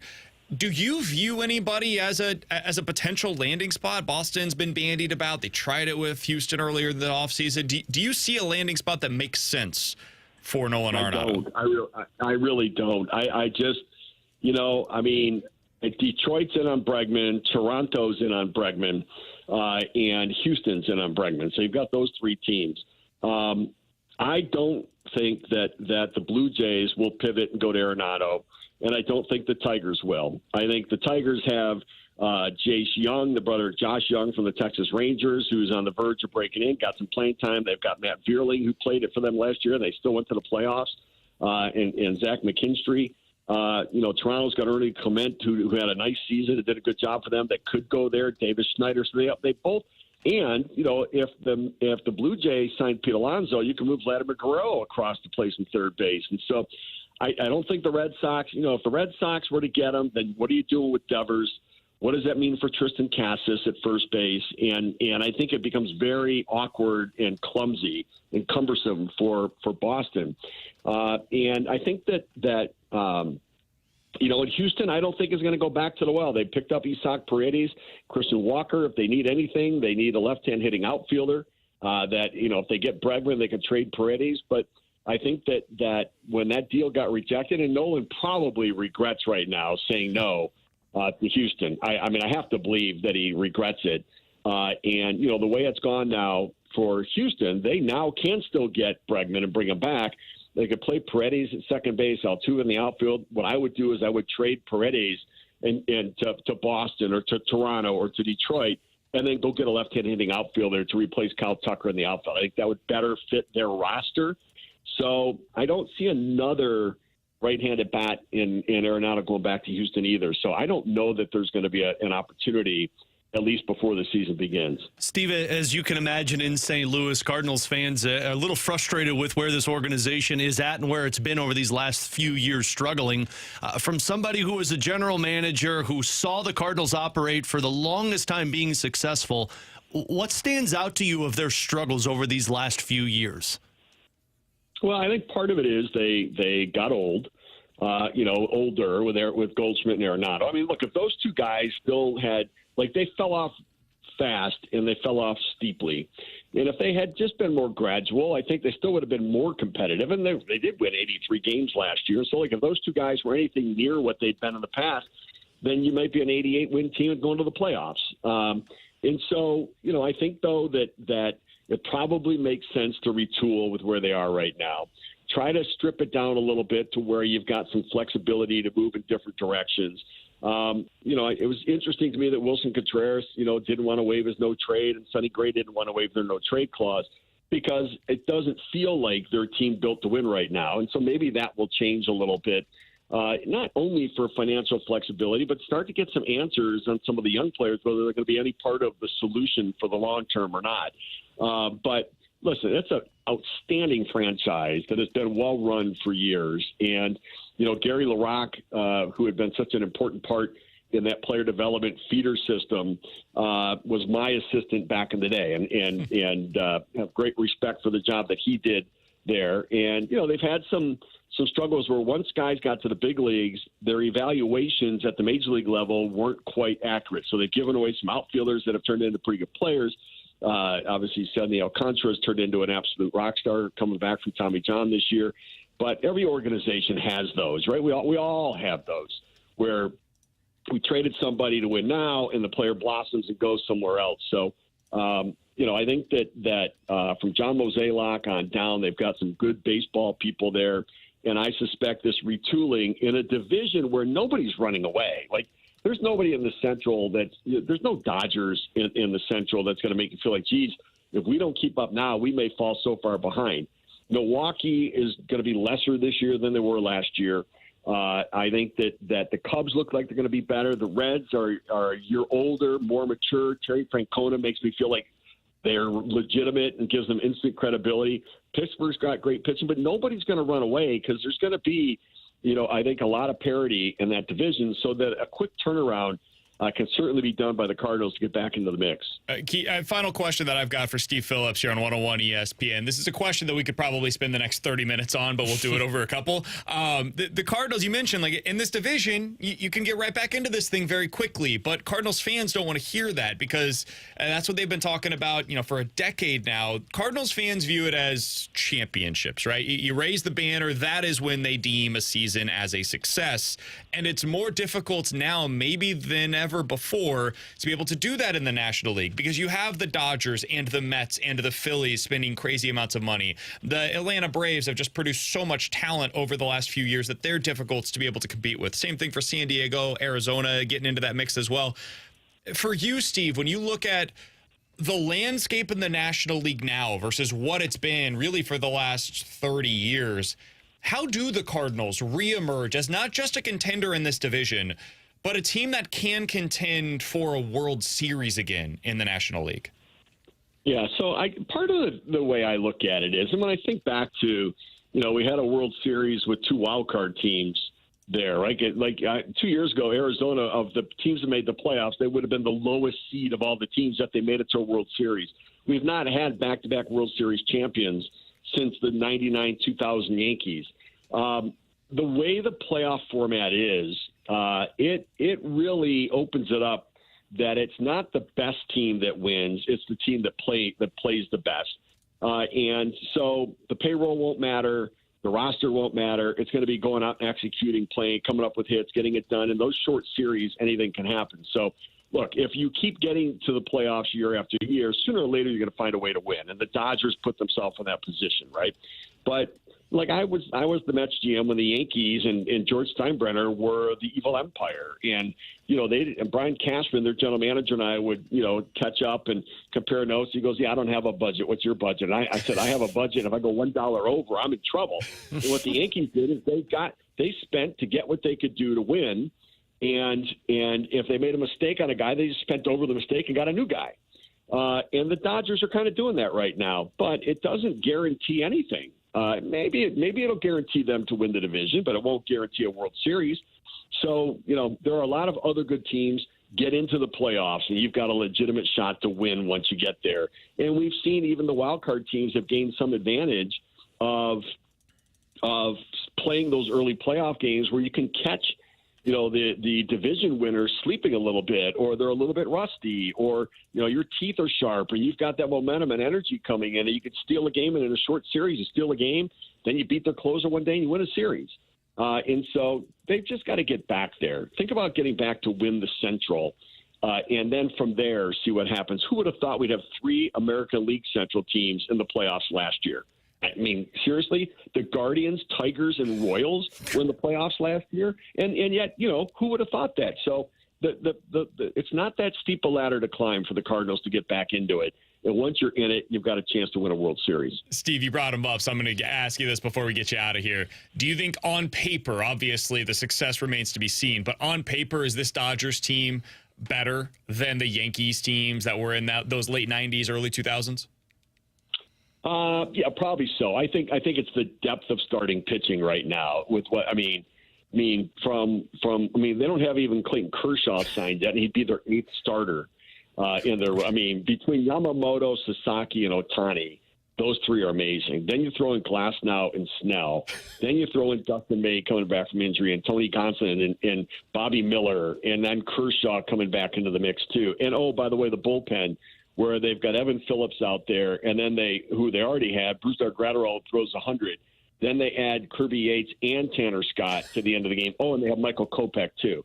So, yeah, 1 through 12, they've got the best pitching staff, and 1 through 5, 1 through 7, they probably got the best starting pitching. And so, nobody can compare to what they have, but injuries and things can happen. You just don't know.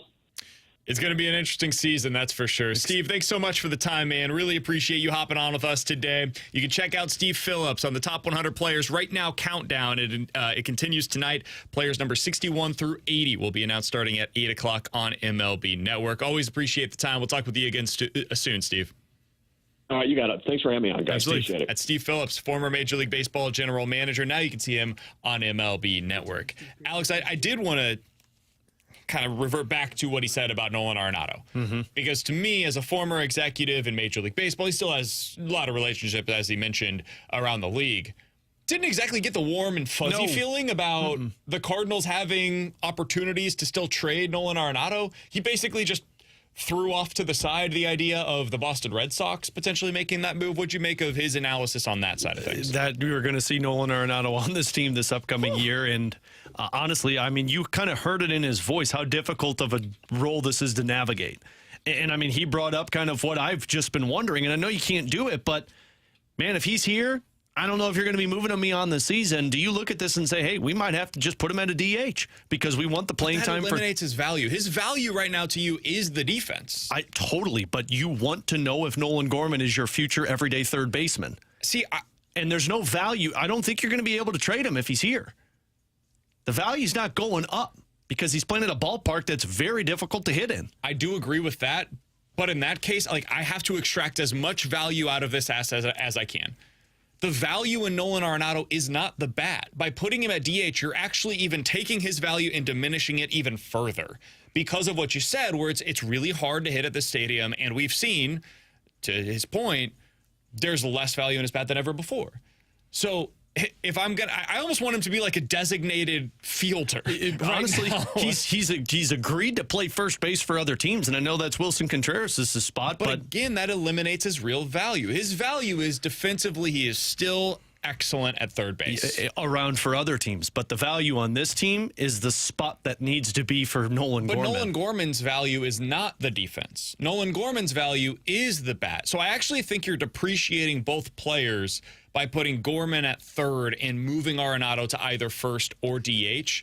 I think you extract more value out of them if you do have Arenado at third. And now we're just talking realistic outcome. Like if Arenado is on this team, he should be your everyday third baseman this year. Yeah, that sucks, but which if I'm the Cardinals, and I mean, I guess they believed they really were going to be able to move off of it. It's why that Kyle Tucker thing's a little bit more frustrating because if you could have traded Nolan Gorman for him, and I know you weren't going to re-sign him, but I don't know. That's the thing. This team's not in position to go make that kind of a move. But like we heard John Mozeliak yesterday from KMOX on Sunday, where he was like, "Hey, we'll try and be competitive, and if not, then we'll try and reassess." Like, I don't know how Nolan Gorman fits into all of this plan anymore if he's not going to get the playing time at third base. I don't think Gorman gets squeezed. I don't think he's the one because he's going to be playing at probably second base. You just put him there. I think their best answer here is to put Newton center. Yeah, I agree. Put Newton center, put Donovan in left, put Gorman at second base. You're not very good defensively there, but at least you've still got the at-bats. Yeah, which is why, I mean, I don't believe they'll do that. I don't either. And so when they don't and they have Michael Ciani starting in center field every day, I'm going to be frustrated, but it is what it is.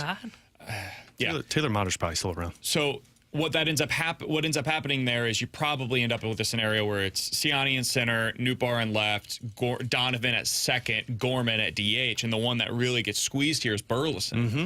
And that sucks, too, because regardless of what people's thoughts are on Burleson, and maybe he's not a star or anything, he's a good player. That guy helps you. He hits. He's from the left side, be 15 to 20% above league average offensively, and at a minimum, it's a nice trade chip to have. If he has another good season this year and hits well from the left side, do you know how many teams across Major League Baseball would love to have a first base corner outfield DH type that can hit 20 bombs a year for them from the left side? And that's Burleson. And he hits for average. So I think a really tough spot with Arenado here. Somebody's going to miss out on playing time, and I think it ends up being Burleson. Which is why I feel like somebody should have been traded this offseason. From that, if you weren't selling low and you thought you were going to be able to deal Arenado, so you don't want to just deal a guy and then you end up in a spot where you do deal Arenado. Well, I'm not saying you've sold both. I'm not saying deal a guy just to deal a guy, but why not investigate to see what you could get in return that maybe helps you in another area for one of these guys that's going to get squeezed of their playing time? I haven't seen deals. Like who are they trading for? Yeah. You know, it's one thing to suggest that they should have gone out there and moved, but nobody's making moves this offseason, man. Seattle hasn't made a move. The Padres haven't made... When the Padres haven't made a move, you know it's a weird-ass offseason. All I'm saying is they're going to have to plan. This isn't we'll bring Arenado back and hope to trade him again. In my opinion, after hearing Steve Phillips talk, this is Nolan Arenado's a Cardinal for the end of this contract. And now you're going to have to plan because you're just playing him at third base for the rest of this contract because of his defense? I mean, yeah. I don't know what else on this. I don't know what else you do. He's the third baseman for the next 3 years. I get it. And that's why it's like, man, you're going to have to get creative in other areas because to sit here for the next 3 years and say certain guys that are supposed to be a part of our core moving forward are just going to get squeezed with at-bats, that's not how you develop players to be an impactful part of your team moving forward. Squeezed on both sides because now Contreras is at first base, which eliminates that spot from being Alec Burleson. Because it could have been Burleson, and I'm cool with Contreras being here. He helps you. He's a good player. But it continues. They are stuck because of these contracts that they've given out in recent seasons. They can't actually do what they stated to be their number one goal unless they move Nootbaar to center fields, and that potentially eliminates their. They want him to stay healthy, and I don't know if him being in center field and having to cover even there's more less ground. walls to run into in center field. Well, then don't run into the walls in the first place, man. If he genuinely believes that is the place where he can stay the most healthy, try it. Don't run into those walls. Did it for Japan. Like I know that's a limited sample size, but he was fine out there. He's not a good center fielder, but he's fine. I personally can't wait for the content of BK's face when Siani's starting in center and Pages is starting behind the plate. No, but I know that's what they're going to do. Yeah. So I can't be surprised. You say that now. I'm going to be mad about it. You're going to get pissed. By it. All right, coming up in about 10 minutes or so.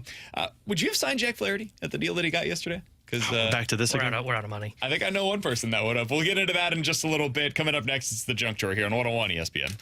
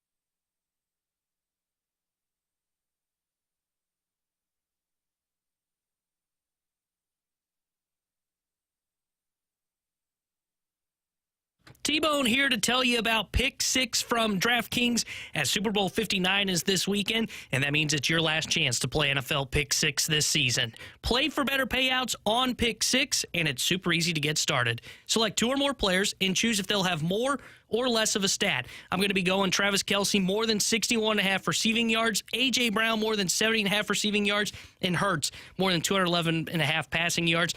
$10 on that can win you 40 plus. Chiefs Kingdom, win more cash on Pick 6. Download the DraftKings Pick 6 app and use my code 101WXOS. That's my code 101WXOS for new customers to play $5 and get $59 in Pick 6 credits.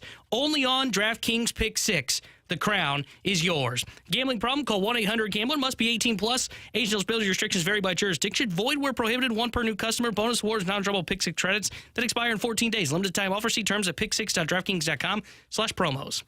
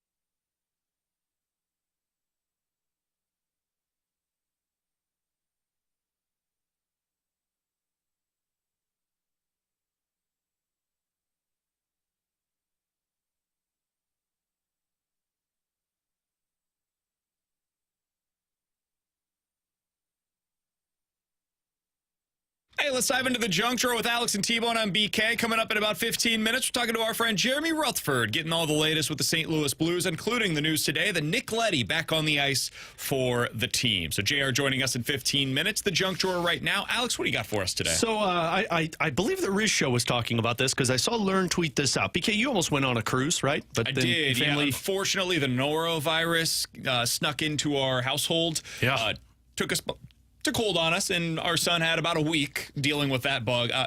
Spoiler alert, do not recommend it to anybody. Somebody's talking right now. I think that's my computer. I'm sorry, I'm not used to this. What are you watching over there? Us, unfortunately. Oh, like This Is Us? Yeah, sad norovirus. movie. Not fun. Not fun at all.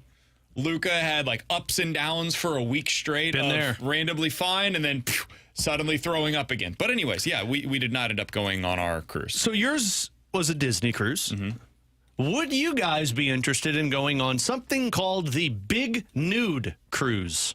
I'm interested in hearing more. What's big? Oh, that wasn't your fault? Oh, okay. So this is a cruise that goes to the Caribbean that is I'm interested. Clothing optional. Oh. Okay. It's essentially a nudist colony cruise. How many, do you know how big this thing? I would assume very large. It's Royal Caribbean, so I'm assuming it's a pretty big cruise. With a lot of big people. It's the big nude boat. I gotta tell you, that's not something that really interests me. Oh my God, that's wild to me that you would be interested. No, I said it's not something that I would be interested in. I am surprised you were not more aggressive and emphatic on the fact that there's no bleeping way. I couldn't get paid to go on this cruise. I mean, if they pay me, I'll go. No freaking way. If you pay me, I'm willing to do just about anything. There's no way for an 11-day cruise to go I'll be on. at Union Station this weekend. Captain America's Well, go movie naked. coming out. Go naked then, BK. I think that's frowned upon. It probably is. You'd get arrested on that one. Maybe you should try it, though. There's no way I would go on an 11-day cruise where it's just nudists. You have to survive. You have to eat. You cool going to a buffet on a cruise with a bunch of nude people that would walking be around? a little problematic. I don't think that sneeze cover is going to protect you from all the goings on. Yeah, the norovirus is really at risk on this one. Just walking around casually? No way, man. Getting into the pool with it? You know there's going to be somebody. I don't know who. That purchases tickets for this cruise, doesn't read all the details, shows up and goes. It's called the Big Nude. What do you? This isn't fine print here. I think there would be somebody. They'll be like, well, I choose to wear clothes. I choose to wear clothes. If you end up doing that, you're an idiot and you deserve to be on this cruise. We know there's those people. We know how tight cruises can get, right? Like typically it's, close quarters. There would be a scenario where you bump into somebody that you just didn't want to bump into that item on their body. And I'm so out on this. Especially like on the dance floor. Don't they have like party rooms? Yeah. Could you imagine going to a karaoke night, just a nude? My mind's telling me no. My body. Can't wait for the next year's big nude cruise. Baby. God, they're just standing in line. Thong song comes on. Baby. All right, coming up next. Jack Flaherty signed what is effectively a 1-year contract. Would you have been interested in this, Alex? We'll talk about it next year on 101 ESPN.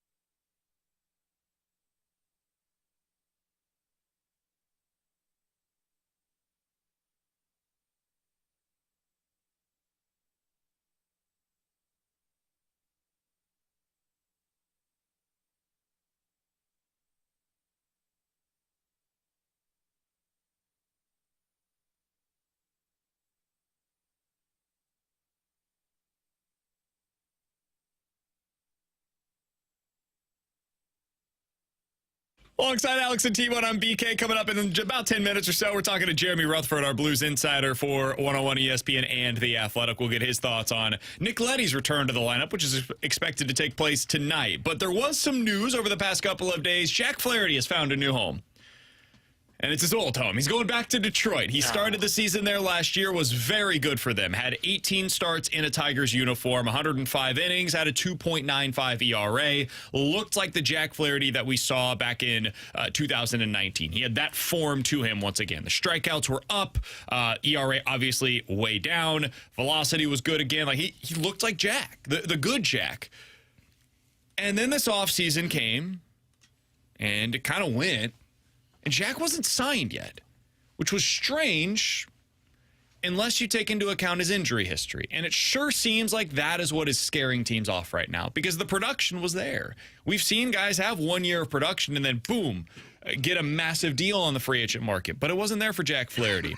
So he ends up signing was effectively a 1 year, $25 million deal with the Detroit Tigers. Obviously, the Cardinals weren't going to do that given where they're at in their life cycle as an organization right now. They're trying to shed salary, and Jack just doesn't fit into their plans, especially not on a 1 year deal when he's attached to a Q, or not attached to a Q, I suppose, this offseason. I'm going to ask you this question here in a second, Alex. You know my answer. Just go elsewhere. T-Bone, would you have done this? If the Cardinals could have found a way to move some money to bring in Jack Flaherty, would you have done this deal for him? Absolutely. I think it's a great deal for the Detroit Tigers. There's literally no risk to this, right? Even if he gets hurt and say he ends up getting to the end of the season and you look at it and go, he dealt with injuries, he still should decline his option because we've seen injured pitchers gets $10 to $15 million on the market, and right now it's only a $10 million player option. So it's a great deal for him. He would still probably hit the open market. It's a 1 year deal for the Cardinals to where he's legitimate a number two. Like we talked about the Cubs earlier, and what's the one thing the Cardinals are missing compared to them? A number two. Well, you know what I would feel good about? Rather than Eric Fetty going up against Shota Imanaga, I'd feel great about Flaherty going up against Shota Imanaga in a series, and then Gray going up against Justin Steele. I think it made all the sense in the world for the Cardinals. You could still be competitive, which they clearly want to be, by the way. They clearly want to still remain competitive in this division. He would help you in that regard. And if you end up getting to the trade deadline, you're not a good baseball team, guess what? Now I've got two of the hottest commodities in baseball on my roster that I could trade. Jack Flaherty and the closer in Ryan Helsley. Like, I just think it makes all the sense in the world. I wish my frustration with the Cardinals this offseason is that they're clearly stuck. It's the fact that they said, our goal this offseason is simple. Trade Arenado. If we don't trade Arenado, we're not doing a damn thing. I would have traded Fetty. I would have traded Matz, and then I would have gone to the market and said, hey, Jack, what do you want? Let's do this. Let's dance. Because $25 million what he's making next year, that's about $6 million more than what Matz and Fetty's salary combined for. Surely we could have gotten ourselves $6 million, right? To give it to a guy that could come in and help the organization, that's familiar with the organization, that I don't think would be a problem, even though people will say that in the locker room. I don't think that's the case. I think Jack Flaherty made a ton of sense for the St. Louis Cardinals. Somebody on the text line said, you guys are crazy. He's the problem in the clubhouse. He's the reason why the Cardinals had to go out and get Matt Carpenter to fix the culture inside of that clubhouse. I think Jack... I think that guy's still here, and that's Arenado. I think Jack maybe is a little bit of a malcontent at times when things aren't going his way. I think that's fair to say about him, right? And last year, Jack was great, and so there were no issues with him whatsoever in any of the either of the two clubhouses that he was in. If he came back this year and didn't have success and the team wasn't having success on the field, I could see there being potentially issues here. But I think the bigger thing is, like, Jack just didn't want to sign here because why would Jack sign here when he had all of his struggles here and he had all of that success with Detroit? And I think that's what the Cardinals need to look at internally. And I think it's what they're doing right now is how do we become the team that players like Jack Flaherty want to sign with in the future? Yeah. When they don't have a home elsewhere and they say, all right, I got to go out there and shove for a year. Who's going to put me in the best position to be able to do that? Jack last offseason talked with a bunch of teams and knew I'm going to have to take a pillow contract. I'm going to have to take a 1 year deal somewhere to recoup some of my value to hopefully this offseason make my money. Well, he decided the Detroit Tigers had the best plan in place to be able to get the most out of him. And guess what? It worked. So if I'm him, I just want to go back there because they got the best version of Jack Flaherty out of me. The Cardinals haven't done that enough with players in recent seasons to be able to sell that to them. It goes back to what we talked about with the Japanese pitcher that came over, this Roki Sasaki. What's the sell? You're not the big time contender. You can't give like the most money possible. That's not a huge market. You could sell if you were like the Brewers. Hey, look at our pitching development, or the Tampa Bay Rays. Look at how we can develop these guys. The Cardinals don't have that. So even if I'm Jack Flaherty or Aaron Smith, who has never had any history whatsoever with the Cardinals, I'm not signing there. Yeah, that was part of the reason why. And mine wasn't as much about the locker room problem. It was more about what BK just said. I'm not going to go sign a guy who's had their issues in St. Louis, because I'm not going to get the best version of him. There's always going to be a looking over my shoulder of like, man, it didn't work out last time. Now I got to go back and prove myself there. You need fresh starts. And that's why I don't know if I'm going to chase my tail on guys who were here before, who were supposed to be part of the solution, and bring them back to be part of the solution. You got to go out there and find new answers to your problems. The goal in the future should be, hey, the next Jack Flaherty that was never in St. Louis, but whoever that guy is that is looking for a team in mid-February next time around, because there's some other stuff there, or whatever. Baseball just doesn't value him the way that they should. You want that guy to look at St. Louis and say, that's the team that I want to sign. Like, remember Lance Berkman coming off of a bad year, the bad half of the year with the New York Yankees, and didn't have a home. He was 35 years old. What was the narrative of Lance Berkman? Old, can't really play the outfield anymore, doesn't really implement a team. True, but he came in and he was like, oh, yeah, I can rejuvenate my career. And that's the guy that the Cardinals used to be able to go out there and find and turn into stars for 1 or 2 years. He's Alex T-Bone on BK. Coming up next, Jeremy Rutherford here on 101 ESPN.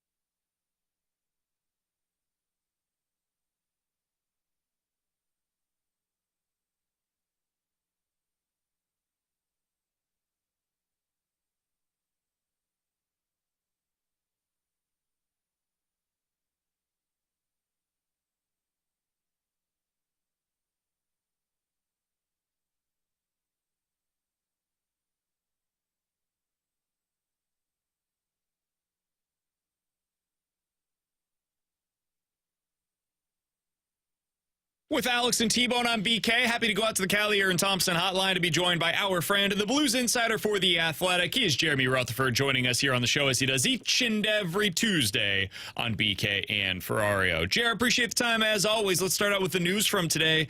Nick Leddy back in the lineup for the St. Louis Blues. Were you surprised to see him on the ice back in the lineup tonight? Yeah, and only because it's been several weeks that he's been skating with the team, and the update was kind of, well, he's getting closer. But I think yesterday when they sent Matthew Kessel back to Springfield, you had to figure that either Tyler Tucker was going to be okay and he could play tonight, or Nick Leddy was going to be back. And Tyler Tucker did skate for a few minutes. He left. He's day-to-day with that shoulder injury that he occurred in Utah.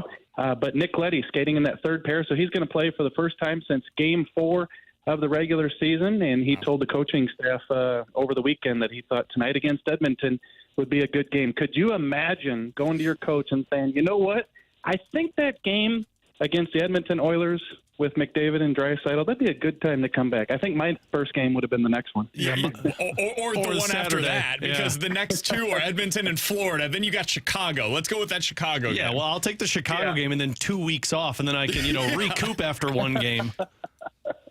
You guys got me there. I forgot about Florida on Thursday. So, yeah, you definitely want to wait till the weekend on that one. JR, we know you want the most rest possible out there. So the part for me, JR, and look, with Tucker injured, it makes sense getting Nick Leddy back. And I know this is a purely hypothetical, but when Tyler Tucker returns to full health, does Nick Leddy stay in the lineup, and how does he stay in the lineup? Yeah, every time there's a situation like this and you start to count the defensemen and pencil in, who's going to be in the lineup and who's not, there's some sort of injury. Somebody's not playing well, so knock on wood in the injury category. But I guess they'll have to figure that out if and when Tyler Tucker is available. Jim Montgomery today saying Thursday is probably doubtful, even for Tyler Tucker. So, with the 2-week break, I would think that there's a chance that they'd even hold him out of that game Saturday against Chicago and maybe just bring him back after the break. So, if everybody is healthy, Alex, at that point when they come back from that 2-week break, we'll have to cross that road. But I think Tyler Tucker's got to play, right? He's really shown some improvement. He's part of the future. And are Nick Leddy is he going to be around? Is Ryan Suter going to be around? Some of these guys who are, playing pretty well for the St. Louis Blues on defense, but not necessarily a big part of the future, might not even be here next year. I think Tyler Tucker has to be in that mix. Well, I guess this is an obvious follow-up to that, JR. You mentioned the future, like next year. Are one of them potentially not going to be here beyond March 8th, the trade deadline? Well, it's a good question. So I did the trade tiers the other day at The Athletic, and I mentioned Ryan Suter's name in that mix. Nick Leddy is a little bit different situation because he's got a year left on his contract, and can you move a guy who's been out most of the season? I don't know that there's going to be a market for that. That might be a summer move if indeed they try to move Nick Leddy. But Ryan Suter to me is interesting. I think that everybody has been pretty pleasantly surprised with how he's played. He just turned 40 years old and logging close to 20 minutes this season. He did some top pair stuff, and I guess the question might come down to, does he want to finish out the year here? Like if there's interest around the league and he wants to go to a place where he could play in the playoffs and win this year, does he tell Doug, see what you can do to move me? So I think that's going to be a question. Not only do the Blues want to move Ryan Suter, but does he come to the Blues and say, hey, I'd like to play for a contender? Well, as it typically goes with Ryan Suter, it's got to be a Central Division team. So I'm guessing Colorado. Be, right? It would be Colorado because he's not going back to Dallas, probably not going back to Minnesota. Nashville's out of it. You only got a few options, Ryan. Yeah. Winnipeg, maybe. Yeah, Winnipeg, no. That's not a Midwest team. We know better than that. Jerry, just talking to those trade tiers, and we've been having these conversations since Doug Armstrong spoke with the media last Tuesday. If their struggles continue, do they get to the point where one of Thomas Kyrou or Buchnevich have to be traded? I think it's a conversation that we can have because when Doug Armstrong spoke, he seemed pretty disappointed in that core group. And when I say that, he said that, look, we've changed the coach a couple times.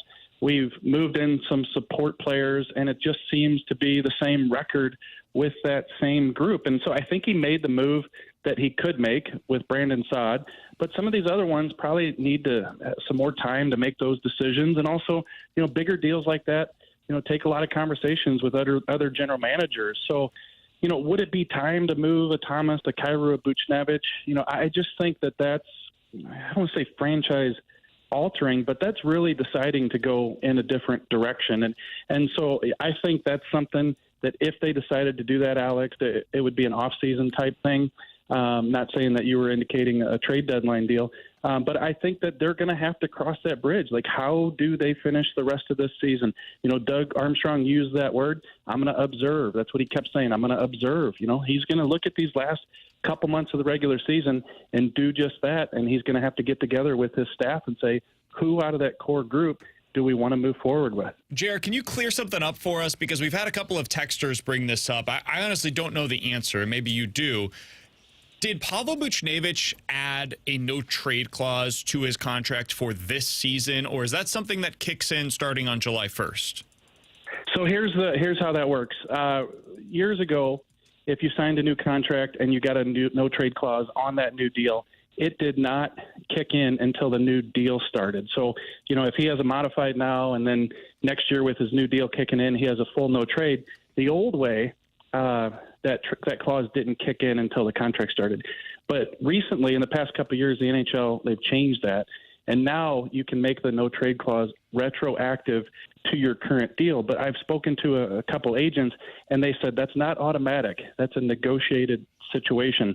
I believe in Buchnevich's case, and I'll have to quadruple check this, but I believe that they did negotiate where the no-trade has kicked in retroactively. So I'll double check that. But that has been a change in the NHL in the past couple of years, and a lot of players and agents are taking advantage of that and getting that clause to kick in when they sign the extension, which obviously he did last year. And so it's your belief that Pavel Buchnevich has a full no-trade protection right now? Yeah, at the moment. Okay. When I talked to his agent, Todd Diamond, at the time of the deal, I'm trying to remember if we spoke about that no-trade kicking in, but I do know that most players are going after that no-trade kicking in at the time of the extension. JR, final one from me, and I think a lot of conversation is just about the Blues. Can they put together a string of victories? Not easy with an Edmonton Oilers team. We talked about this early on. What is it that you're watching with this Blues team over these next however many games leading up to the trade deadline? Yeah, I think it's a couple of things that we just talked about. First of all, do they keep their head in it? And I'm not saying they're out of the playoffs. Anything can happen. But if they can't get back into this picture, 7 points back, Calgary game in hand, it's going to be difficult. That, who stays engaged? Who tries to gather the troops and say, listen, we're building something here. Do you want to be a part of it or not? If you do, we need you every night. And so, who's producing and who looks like they could be, even if they're in their early 30s, heading into their mid-30s, Alex, who can be a guy who we can break training camp with next year, who can work with a Snuggerud, a Dvorsky, some of these other younger guys, Lindstein, Stenberg, in the next couple of years and really build this thing back up. So, that's why none of us do get caught up in, okay, they won 2 in a row. Does it look like they're back in the picture? I mentioned it in my article today.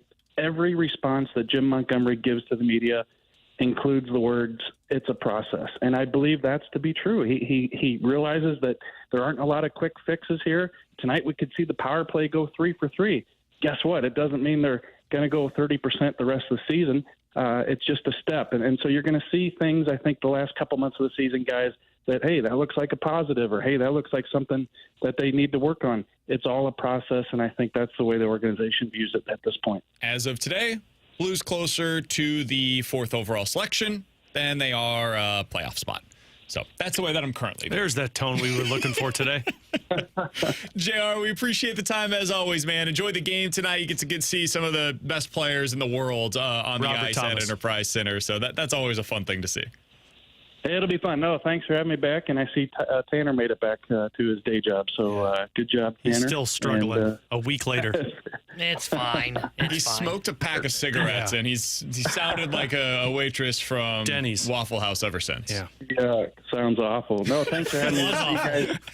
See Next you, buddy. Tuesday, and I'm just glad to be part of the 13th best radio show on the planet. No.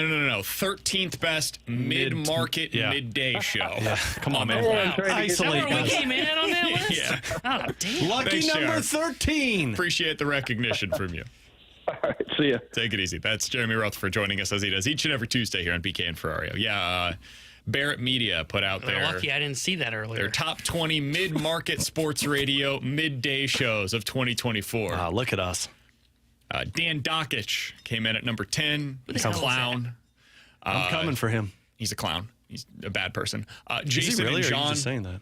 Yeah, no, he's a bad dude. And we fell behind that guy? Correct. my- Jason and what John from ESPN Memphis. I don't know them, so they What might the be hell goes wonderful. on in Memphis? They were at 11. I like Memphis. Good town. Shut up. Wes and Walker. Who's from that? 92.7 right, well. WFNZ in Charlotte. They came in at number 12. Charlotte? Yeah. Did you say Wes Welker? Nope. Walker. What does Oh, what Walker does Bueller. what does Charlotte talk about? I mean, the Hornets. I'm just going to say it. Oh yeah, They have the same number of pro teams as we do, man. They do? but it's the NBA. Carolina Panthers. Oh, yeah. Oh, they got okay. And the the better. Hurricanes. They got They've the got better. more than us. Yeah. What are you No, talking about? Hurricanes are They're in they're Raleigh. in Raleigh. Yeah, but it's the same thing. No, We know- it's two. The power play. Those two are on the same unit together. Penalty kill. Those two are typically out there on the same unit. For this team to take a step in the right direction, what JR told us about Jim Montgomery looking at it as a process, that process begins with consistency from Robert Thomas and Pavel Buchnevich. All right, so that's the Blues. They're back in action tonight. You'll be able to hear pregame coverage starting at 6 o'clock right here in your home of the Blues, 101 ESPN. Blues versus the Oilers. On the Cardinals side of things, we talked with former Major League Baseball general manager Steve Phillips earlier today, and I felt like the biggest headline that came out of that interview was basically the following. Steve Phillips doesn't see a landing spot for Nolan Arenado. Maybe there's still one out there. T-Bone, you said earlier today the Astros general manager talked about Alex Bregman like it was something from the past. Yeah, he was speaking at their media luncheon, and every time he made reference to him, it was past tense. So it sounds like things are done in Houston for Alex Bregman. Which would seem to suggest that he's probably going to one of Toronto or Detroit. Maybe Boston is still on the table. Steve Phillips didn't seem to see that, but maybe they're still on the table as well. That's not good news for the Cardinals, man. They wanted Alex Bregman to be back in Houston so that way maybe one of those other contenders for his services gets a little desperate and says, you know what, maybe Nolan Arenado is the thing that we need. Hopefully he signs sooner rather than later so they just have answers on this before they have to report for spring training. But if they end up having to go into the season with Nolan Arenado on the roster, he's starting every day at third base. Yeah. And it really does influence what you're going to be able to do elsewhere depending on what they do with Lars Nootbaar. If they don't want Newton center, well, he's going to have to play in left. You're probably going with, I would assume, Donovan at second base. Gorman becomes your full-time DH in this scenario. And now the guy that loses out on the most at-bats is probably Alec Burleson, who had a pretty good start to the season last year. One of your best hitters last year for you. It's not good. It goes beyond Nolan Arenado, too, though. Like, yes, the Arenado really jacks up your hitting side of things, but this is also on the Cardinals not moving on from any of these pitchers. Like, you talked about a retool, you talked about a refresh, you talked about giving all these younger players an opportunity. If Nolan Arenado was here along with Steven Matz and Eric Fetty, none of these younger players, with the exception of Walker and Gorman, who are very important, you're going to find anything else about. And that, to me, is a problem. When you made it seem like the emphasis was on youth development, now we're at the point where all of these youth development players aren't going to be getting that opportunity. It's going to be so frustrating this year. And Michael John McGreevy Mozeliak is going to be pitching in AAA. Oh, yeah. And Ivan Graceffo. Herrera is starting one out of every 3 days behind the plate. Alec Burleson finishes the season with like 150 plate appearances. I can taste BK's tears Michael now. Ciani starting every day in center field. Bears defense sucks at first. Victor Scott's in the minor leagues all year. Jordan Walker gets sent down 3 months in because he's not developing properly. BK said it earlier. Memphis does sound nice. Man, that Redbird squad is going to be great in the summer. They could be pretty good. Yeah. Clint Matthews, Michael McGreevy, Gordon Graceffo, Tinkins eventually. We should talk more about them as a real Cardinals. Ferrario and friends trip to Memphis? I'm in. I cannot begin to tell you how down I am. You weren't listening. I said Ferrario and friends. That's fine. Whatever you want to call the show. That's if we're going going to Memphis for... It's going to be T-Bone, me, and Bradford. Yeah. Woohoo! We are going Can we to do like a Thursday through Sunday trip to Memphis? Yes. We are going to ferociously frenzy on a Friday in Memphis. That sounds great. Yes. Bradford will be there. I can't wait. He'll be the one talking about it. Yeah. So yeah, that's what we talked about today on the show. If you guys missed any of it, check it out on the Doesn't that podcast sound page. exhilarating, guys? Madness in Memphis for the midday crew. Yes. Yes. Yeah, there's your bumper sticker right there, ladies and gentlemen. We'll talk to you guys tomorrow at 11 a.m. Chris Kerber will join the show as he does each and every Wednesday. We'll certainly talk a little bit more about the Super Bowl as well. So plenty of Blues talk, plenty of Super Bowl talk. We'll talk to you guys tomorrow at 11 a.m. Fast Lane's coming up next here on 101 ESPN.